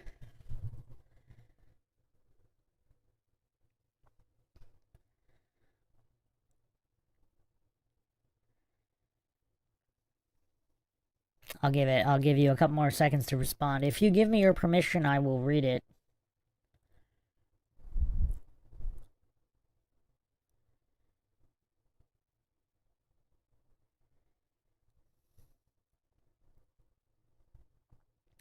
Okay, permission granted. Casey says sure. So, Casey previously said, I watched this after my kids were grown, but I felt a connection with Lorelai. I feel like I parented like her.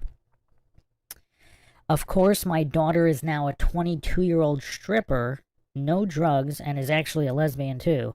So maybe I could have picked a better TV parent to be like.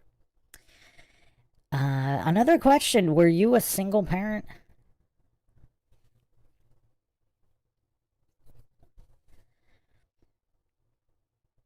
And Casey says yes. So yeah, a lot of issues with the ideology here. And that's why I also think Luke greatly failed Rory, because he was in a position to really instill guidance and discipline, and he just worshipped the ground she walked on instead, which led to this great downfall of just ego, indulgence, and narcissism.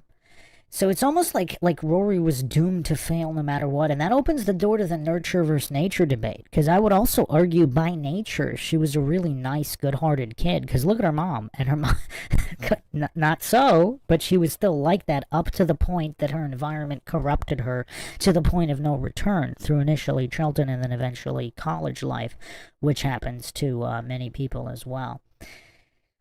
But Casey says, I support her because she is happy. That's good. Yeah, I mean, things can always be worse and things can always be better, and it ain't over till it's over. I mean, 22 years old is so incredibly young. I mean, you know, she's got her whole life ahead of her, so. Okay. Yeah, so that's the intro here. Now, let me play a clip that I didn't play last time. So it was 9 years since the end of the last 7th season until the revival. And then the revival was 2016? And then just this past December, 2024.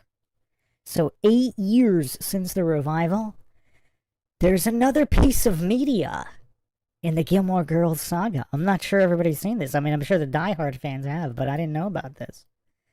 So let's watch the continuation 8 years later.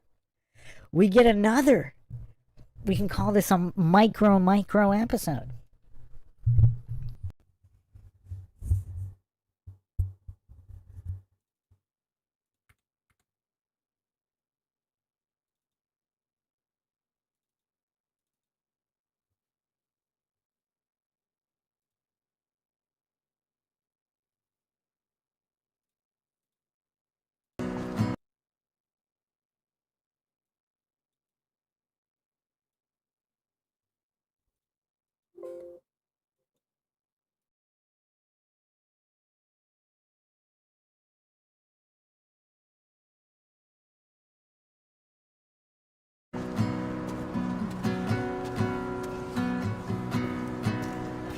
Luke?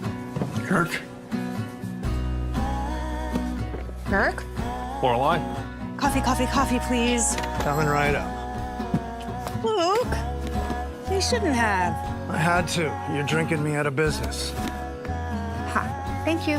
With top brands they'll love from Walmart, give the gift that shows you get them.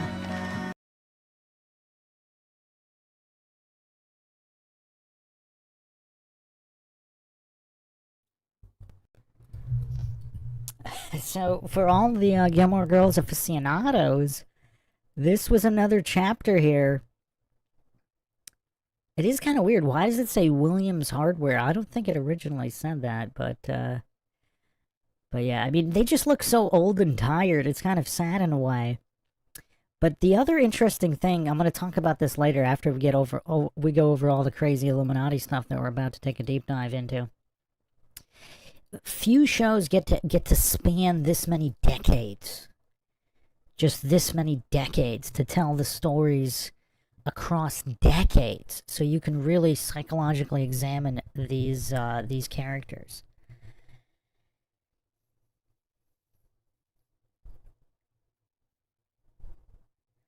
Casey says, my daughter changed when she went off to college, across the country from home, and found sorority life and partying and all that. Up until then, she was the perfect child, like Rory. Yeah, that's what we talked about in episode 1, if you haven't checked out episode 1. I mean, college has just destroyed so many great kids. I mean, it's just so crazy because nobody really talks about it. But look at the psychological destruction college life just, I mean, that is wrought on all these great kids by college life. Just the lack of discipline, the lack of parental oversight, particularly paternal oversight. Because you know, the father's supposed to be the disciplinarian, and you could see how Rory and a lot of kids turn out as a result of single mothers. And again, not knocking the single mothers, some of them do the best they can. Obviously, Lorelai was this crazy narcissist, but you know, there's plenty of awesome single moms out there, and there's plenty of single moms that succeed. By plenty, I don't know if I could say the majority, though. Probably not the majority. Probably not even close. But yeah, it's really, really tough. And obviously one of the goals of the Illuminati and the feminist machine is to destroy the nuclear family. And you can see Western society is basically in the gutter now. It's a cesspool since the destruction of the nuclear family. And the promotion and celebration of single motherhood. I mean, that's what's crazy, too. It's like, it's one thing to support them and, you know, obviously hope they succeed in every way, but to celebrate it as if it's a good thing, that's the level of insanity these PSYOPs and the propaganda have led to. So anyway, who's seen this commercial before? It's actually kind of an interesting commercial. I mean, I don't know how much work she's had done to her face. She looks kind of weird, but, and then of course, this is a lot more, you know, since this is 2024, it's way more woke. I mean, is there even a single white person in we got like an Asian girl, a black guy, is that an Indian woman? I mean, this is just, and another black guy. I mean, this is hilarious. I mean, this commercial is crazy, reaches insane levels of wokeness. I mean, look at this. There's not a white person left in this Connecticut small town. Oh, there we go. The troubadour. That's the only one. And I think that's the only reason that's a white guy, because I think that's the same actor that played the older troubadour in the series, and of course Kirk. But look, practically everybody else in the background, not a single white person. Is that accurate representation of a town that's probably 99% white? Oh man. Okay. Anyway, aside over. So let's get into the darkness of Illuminati land. We're gonna watch this clip from Family Guy, and it's quite dark. Quite dark.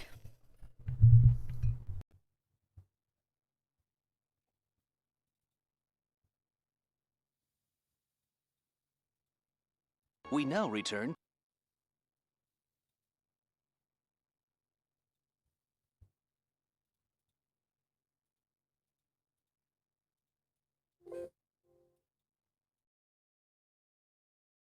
Return to Gilmore Girls. We now return to Gilmore Girls. Mom, I need to talk to you about Dean. Which Dean? Howard Dean, James Dean, or Jimmy Dean? Ugh, too old, too dead, and too fattening. You don't have to tell that to my thighs. Can you ask her thighs if they borrowed my Gap capris? They did not, and they're insulted that you even asked such a thing. As insulted as Kitty Kelly when people accuse her of taking liberties with her best-selling tell-alls? Almost. Want to make out? Absolutely not. Oh, you're so lying. I so am. We now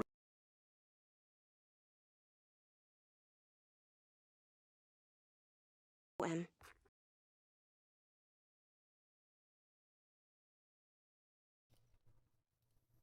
Okay, so first instinct from everybody is, oh, well, this is just typical Family Guy filth. Typical Family Guy trash. Destroying the mind. Gutter trash. Typical Family Guy gutter trash. But it's not that simple. So, one could be quick to write this off. One could be quick to write this off as just typical Seth MacFarlane nonsense.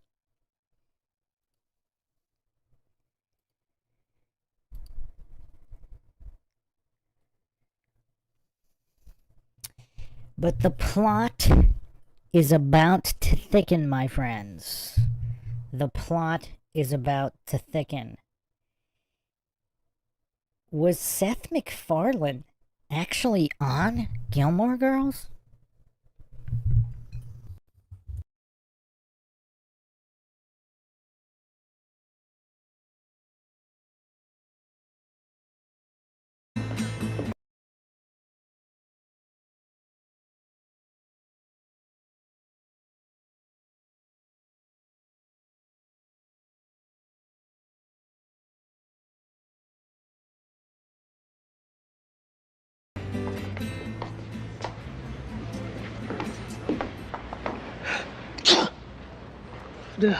Great, I'm Woody Allen and Annie Hall. You thought ahead. Smart. Oh, the mirror? Yeah. I never leave home without all the essentials. Mirror, makeup, picture of Sean Cassidy. I'm done. Do you want to use it? Thanks. Oh, don't I look charming? Oh, you look great. I've looked better. I had to run here straight from work. Kinko's. Hey, Liza, that gets me thinking. Maybe you and I ought to do a little reproducing after the ceremony. Clever. Don't be a snot. Shut up. That's my boyfriend, Zach. Oh, sure. Of course, we're breaking up because we're transferring to different schools. He's going to Florida State. I'm going to UMass. Although I'm kind of going to miss this place. I'm not. This place stunk. It's Bush League. Why'd you go here? My parents, wise investors that they are, couldn't afford anything else. Yeah, I guess that 2-point zilch grade point average didn't reason into things. Shut up. Between the lines. Go die.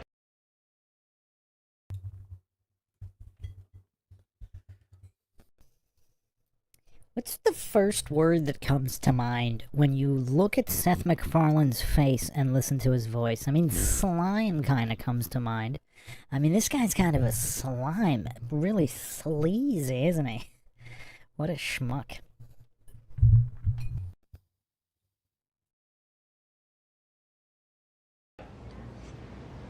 Are you sure you two don't want to give it another go? Because you're darling together. Thanks for the mirror. My pleasure.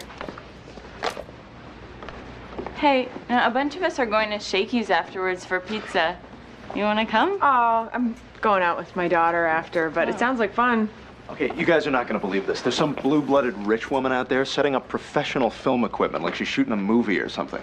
You're kidding. Whose mother is it? I don't know. Little Precious must be around here somewhere, though. I hate people with money. So do I, with every fiber of my being. Me too. Money people. Ugh.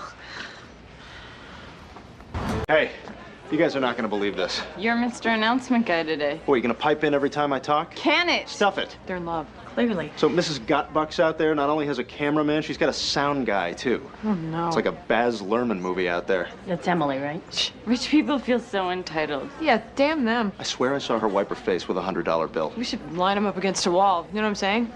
Is Lorelei Gilmore here? Yes? Oh, good. Have a look at these, will you? Wow, pretty. Look them over and take your pick. What for? To wear. Are they for sale? No, they're paid for. These are from your mother, Emily Gilmore. Wow, ritzy. I really don't want to wear a corsage. They're all paid for. Really, it's too much. Your mother wants you to pick one. Really, it's okay. She'll just come back here herself. This one, thanks. Good choice. The cameraman said that would look best on film. So you're the rich girl. Maybe. I'm not rich, but my parents have money, but I'm totally self-sufficient. I take nothing from them except this corsage and my daughter's tuition. So, you gonna stone me? I should have guessed. Hey, look at her friends. They're wearing suits that drip money. Hey, pal, this was 30% off. So that's why you didn't want to get pizza? Because it's below you? Oh, no, Liza. Pizza is not below me. Believe me, I love pizza. I eat tons of pizza. It's one of my 4 major food groups. Candy, popcorn, and pizza. It's 2 of my food groups. That's how much I love pizza. I want to believe you. Enjoy your champagne and caviar at the Ritz, Your Highness. I am not rich. Oh, You don't trust your valuables around us poor kids, huh? knock it off, Zach.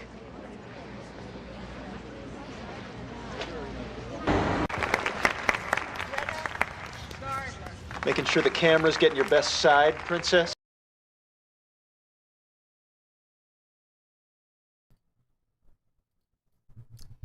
Look, some people want to give this goof credit. I'm not giving him any credit. I don't think he's acting. He's just being himself.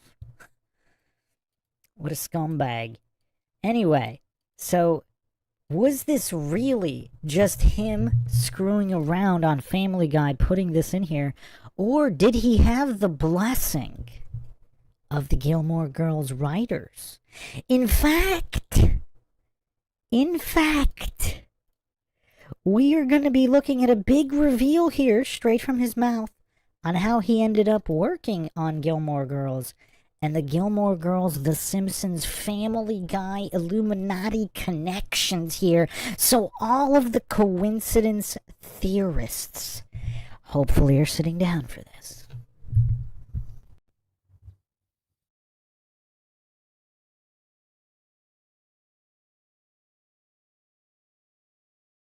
Hi,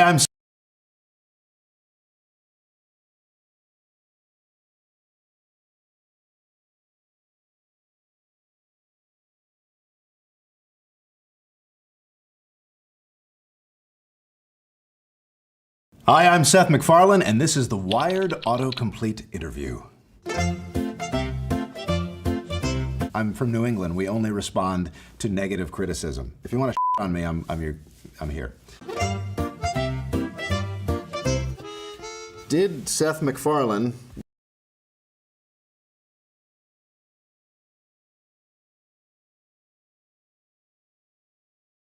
Hi, I'm Seth MacFarlane, and this is the Wired Autocomplete Interview. Did Seth MacFarlane...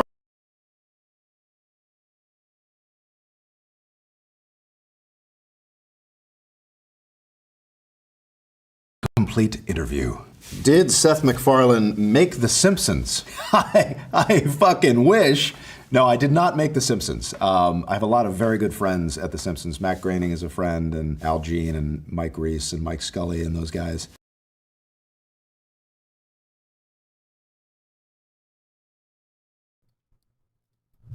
So, obviously The Simpsons well known for its Illuminati predictions. So he just happens to be good friends with all these Simpsons creators and Freemasons. Anybody find that suspicious? But let's continue here.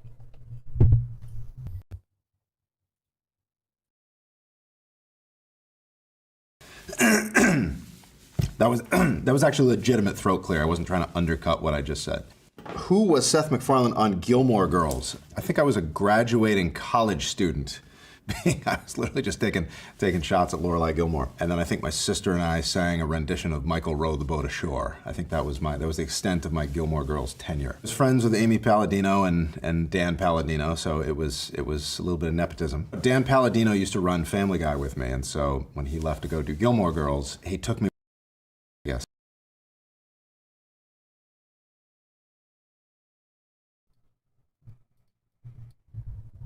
So, one of the producers of Family Guy goes on to write Gilmore Girls. He's married to Amy Palladino, the other writer and creator of Gilmore Girls. Is everybody still following here? Who thought we would be in this Illuminati web here? Now, watching this clip on Family Guy, this is practically sanctioned. I mean, could this be any more sanctioned? So this is not just the deviant mind of Seth MacFarlane. So this promotion of incestuous sodomy, I mean, this is crazy. This is absolutely crazy. One half of the writing team of Gilmore Girls is a producer of Family Guy and best buddies with Seth MacFarlane. ID McFly, you better be sitting down for this, because the mind shocks are just getting started. So let's look at this other scene from Gilmore Girls, and it's quite weird. So hard.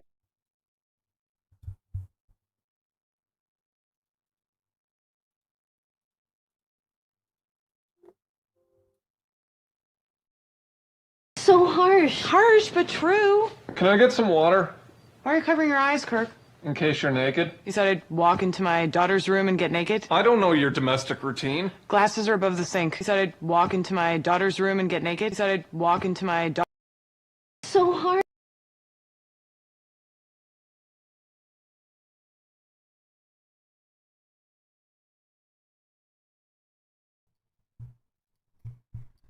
Anybody think that's kind of a weird thing to write about? I don't know what's going on here. But if everybody's still sitting down, not only that, but guess who? Not only was Seth MacFarlane best buds with one half of the writing team on Gilmore Girls, who happened to be a producer of Family Guy, apparently he was romantically involved with the actress that plays Lorelai. Who's ready for this?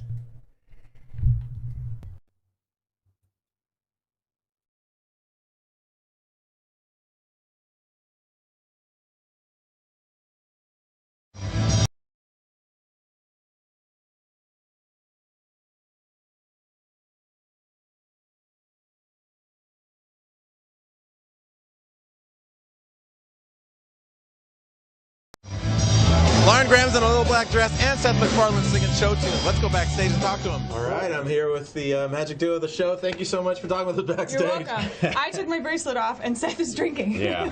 Well, this is the internet. Very informal part of the show. You said you were afraid of the internet. This is us right here. We come in peace. No. Oh, God. Yeah. Sorry, I can never take my eyes off that. If I could pull that off, I'd be doing it every day. Hey, Seth, you had a little fun with our autograph book before the show. Tell us about that. Yeah, well, Did you write something? No, I might have drawn a Stewie on Michelle Bachmann's page. Oh, you went back through the book? But think of it as an olive branch from the liberals to the conservatives. I don't think they'll see it that way. We want to know about the kiss between you and Jason Ritter. Tell us about that. I don't know. It's so upsetting. Someone came up to him and said, how is it, doing Parenthood? He was like, I like it. And they said, what's it like working with Lauren Graham?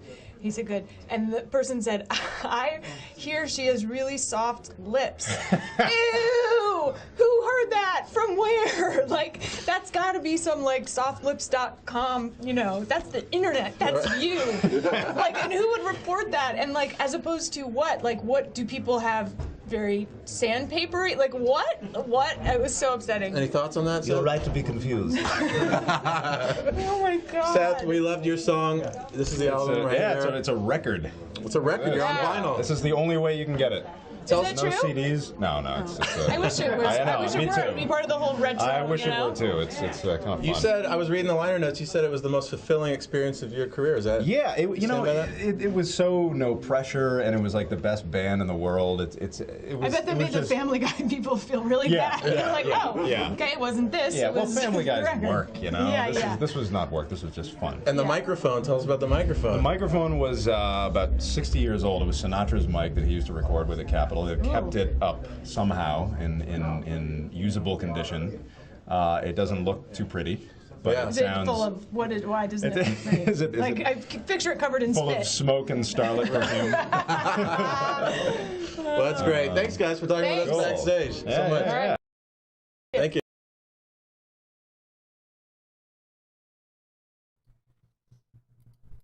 And Lauren Graham has actually said many times that she's basically Lorelai. So she's basically this narcissist airhead actress, which I guess is not surprising.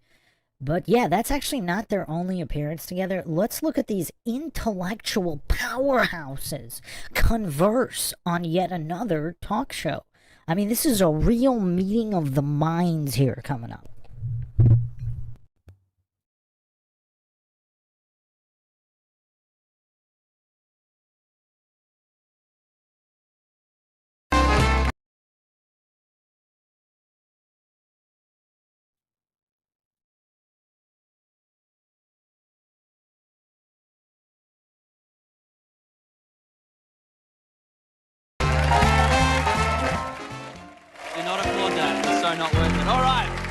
Will, you're the hit-making machine behind the Black Eyed Peas, but also really dislike a wet sink. That's just... But you realise that's what happens with No, like around the sink, that's just nasty. You know, like you go to the restroom and stuff, and it's like already wet, and you didn't even turn on the sink. Like, who forgot to dry off the sink? That's just nasty. But going to the restroom's different. Like, I hate when you go to a restroom and there's just water on the floor, or just moisture on. You don't know what that is. Yeah. No. That's... Yeah, like, you know, like, it's just nasty.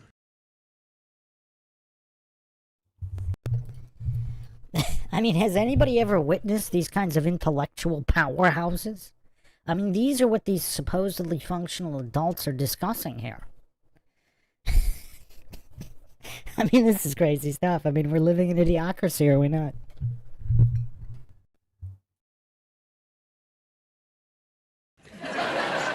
So if you came over to my house and my sink was wet, would that be a deal breaker for you and I as friends?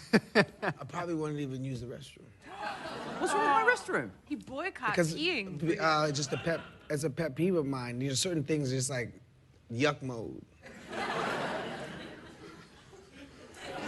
I keep a very clean toilet, I should let you know. And there's plenty of toilet paper. The roll is always... I got that, you know, Is those, it dry? You know those Toto toilets? No. My toilet is a shithole. I wanted you... Literally, it is literally a hole.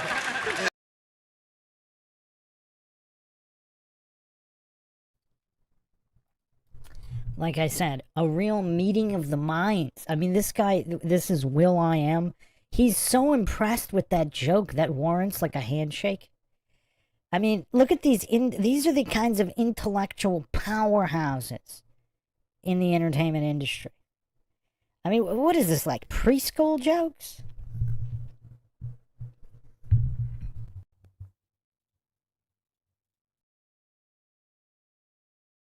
I was pretty good. I went to Japan and whatnot, right? And they had these crazy toilets. Yeah. And there's Totos with little buttons and heated seats. Oh, is that the one with the little fountain that comes up and just knows where to go, wherever you are? And then they got music on that, because like if you make loud noise, it like plays beats. I swear to you, that's real stuff. Can you turn it into a hit? If you were there at the time and there was music playing, could you make it happen? I swear to you, you need to get that toilet. It's the shit. Okay, Lauren, we know you from the Gilmore Girls, but your first entertainment gig was with the US Soccer World Cup. World Cup Soccer, World Cup. Yeah. Doing what? I was the World Cup soccer mascot. His name is Striker, and he's a dog. Striker the dog? Yeah. So you were in the Striker the dog mascot suit? Yes. And I had to, it was like a convention, and so I wore the suit and took pictures with people, and it took, I would say, more than half the day before I realized that when you're wearing a dog suit, you don't have to smile for a picture. Because no one can see you.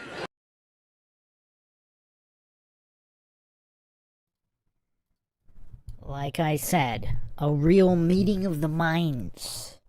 So she started her career as the female version of a dog. Interesting.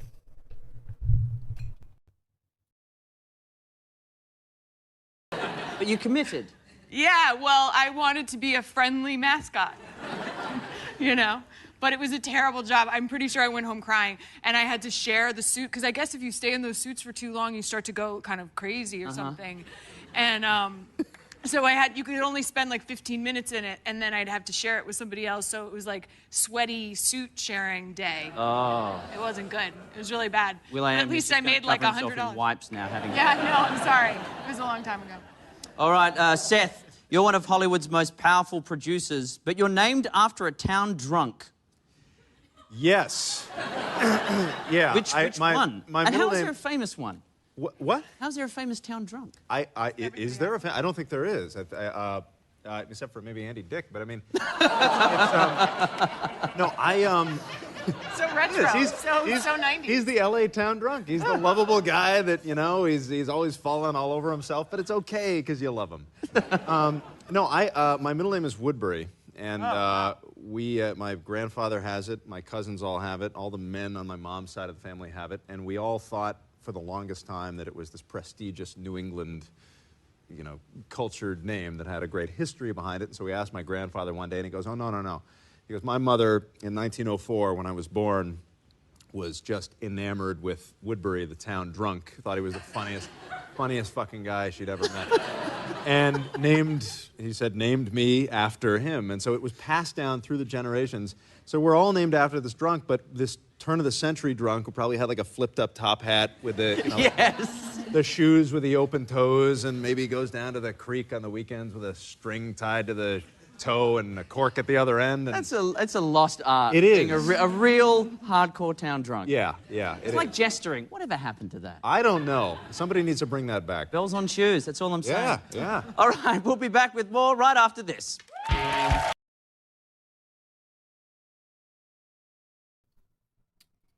So there you have it. Supposedly, Seth MacFarlane, who's best buddies with Palladino, the Palladinos, one of which produced Family Guy. And then he's also allegedly dating the lead in the Gilmore Girls, Lauren Graham. And he's putting on Family Guy skits like this, promoting incest and sodomy. And also guest starring on Gilmore Girls. Is everybody keeping track of this so far? I mean, this Illuminati conspiracy. I mean, this is so out there. I mean, isn't it practically unbelievable at this point? I mean, this is practically unbelievable. And of course, Seth MacFarlane admitting that he's also friends with the Freemason Simpsons creators. Matt Groening, of course, was also named by Virginia Giuffre in the Epstein case. So connected to Epstein as well. And the Hollywood cabal is Matt Groening. Is everybody still following? This is one of the deepest Illuminati conspiracy theories thus far.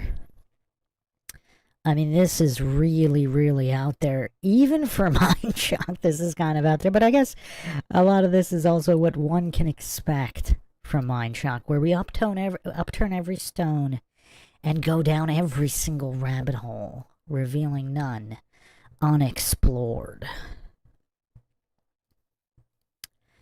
So, again, in terms of the writers, I actually think that Palladino's wife, she might not be in the know, because she seems like your classic feminist narcissist. She might have just been writing what she knew. And then her husband might have snuck in some things here and there. So this expose, this self-blowing of the whistle, I mean, again, like I said, I've never seen a mainstream show quite like this do that.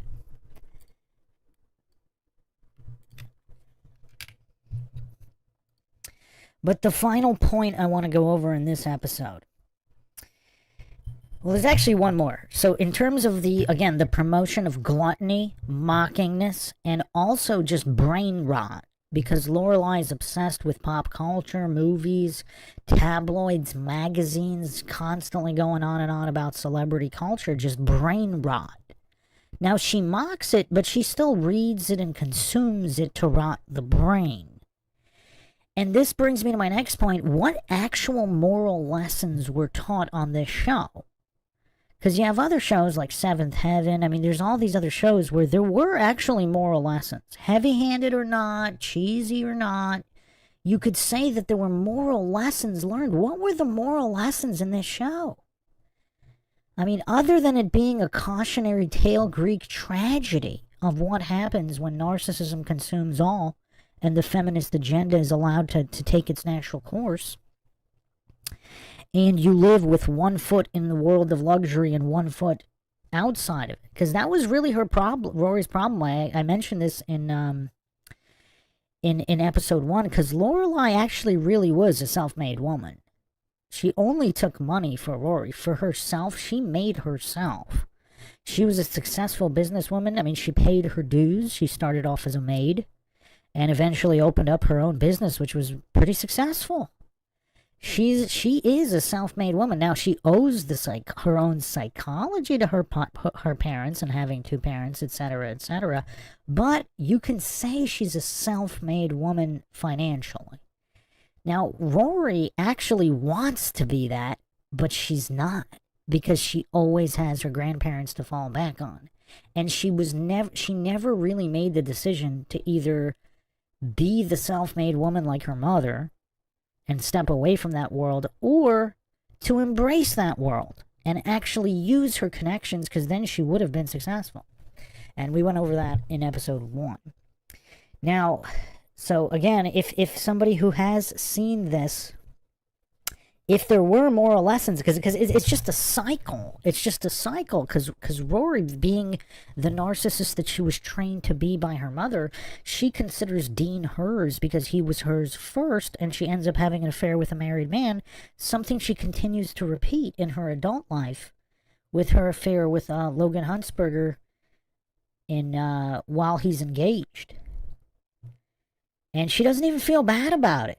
I mean, that's actually one of the things you have to give Lorelai credit for, because that offended Lorelai's sensibilities. Even though Lorelai's this massive narcissist and just this pretty terrible person in many respects, not in all respects. You know, she definitely helped out her friends here and there.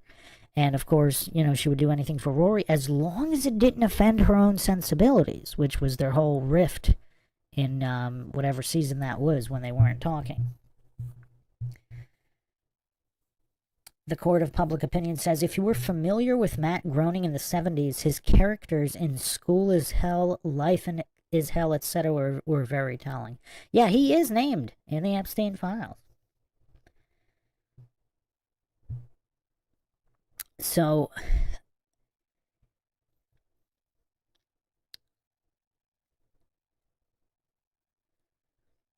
yeah, if anybody remembers any actual moral lessons here, I can't think of any. I really can't think of any. I mean, even though it's touted as this feel-good, comfort-style show, I mean, it's a celebration of narcissism, and it's very on the nose, but again, just visit the Gilmore Girls subreddit. The viewers don't know. They're mentally gone. They don't know what they're watching. This is one giant psyop of indulging narcissism and the ego while promoting gluttony and sodomy and infidelity to a certain extent. So, yeah, that's what we have here. I mean, just the level of narcissism of Lorelai is just completely off the charts, and she seems oblivious to it too. Like, if you watch Q&As or panels with Lauren Graham, I don't think she can even consider that possibility due to the real-life narcissist that she is, because she's just playing herself. Whereas Alexis Bledel, I don't think I would call her a narcissism. She actually seems like a nice person in the Q&A panels. I didn't pick up any narcissism at all. She's just a great actress. And again, this series was phenomenally acted. You have to give it that. Except for the revival. I mean, that was a little painful. So, yeah, the final point here, and one that makes this show so interesting to dissect, is the "you can't go home again" narrative. And we see this explored in A Year in the Life as well, where she gets offended where people think that she's back to Stars Hollow as a permanent resident. And she says, I'm not back, because she's supposed to be out there being successful. So in the "you can't go home again" narrative, whether you're successful or not, you can't go home again. That's a common theme in literature and media. And something else that should be explored more often, and it isn't, but I talk about it on MINDSHOCK all the time, is small town living versus city living in the scope of happiness, success, and life in general. And I think subconsciously all humans realize this. And I think that's why the show was so popular and successful as well, because there's so much going on a subconscious level here.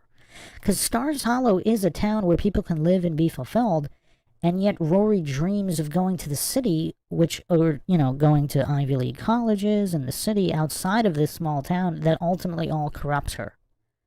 She becomes corrupted and ruined in every senses of those words.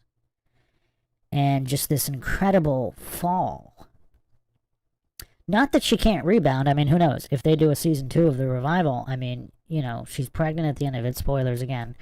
Massive spoilers.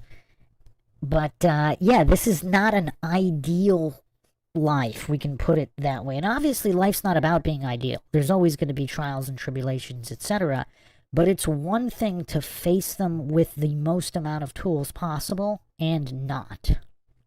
And that's why this is a show that blows the whistle on itself in terms of the Illuminati feminist machine, collapsing Western civilization. So if all humans kind of subconsciously realize that city life is destructive and feeds the ego and just churns out narcissists, I mean, look at all the psychopathic narcissists that are CEOs. I mean, men and women, and you can see, I mean, is that really the type of human you want to be? I mean, look at the type of human Rory was in season 1, and then Rory at Chilton, which still wasn't that bad, but then Rory at Yale, which, I mean, that was the beginning of the end. And then, you know, she goes on to live in New York, London, all these places, and it completely destroys her. Does ultimate fulfillment lie in being a good person? And is the happiness that one can achieve in their life not connected with academia, quackademia, the cult of authority worship, whatever you want to call it, all of these advanced indoctrination facilities supporting statism and corruption?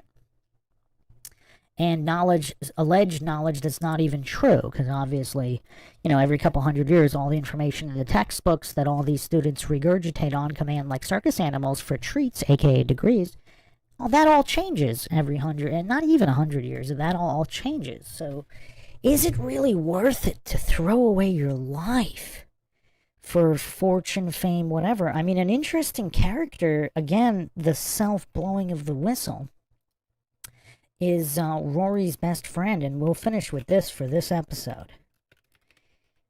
Rory's best friend, Lane, who she actually treats not so well because she's so self-absorbed. But Lane is actually a pretty good friend to her.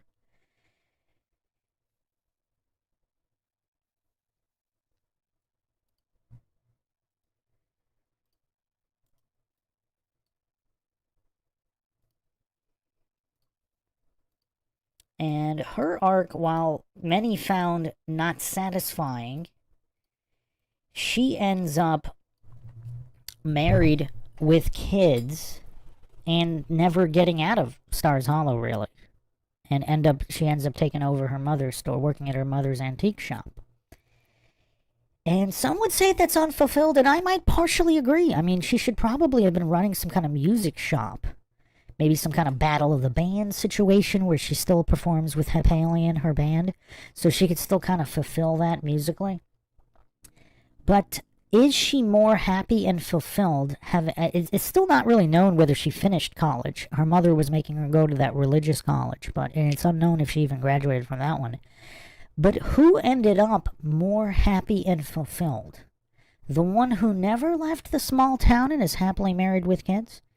Or the one who went to the Ivy League, who traveled the world, who bedded many suitors? And again, that's why this whole thing is just this Illuminati feminist machine blowing the whistle on itself. And then, of course, it's not that simple, because you have the Seth MacFarlane angle, and you have this this injection of Illuminati programming within the overall show. And this is another case where I believe we can say useful idiots might be involved. And again, I'm just guessing here. I do not know any of these people. I do not claim anything is true or untrue. What is the motto here, of course? The only thing we know for sure is that we don't know anything for sure. But I think it's possible. I think it's possible that of the writing team, the Palladinos, Amy was just writing what she knew, what's in her head. And it seems to be the case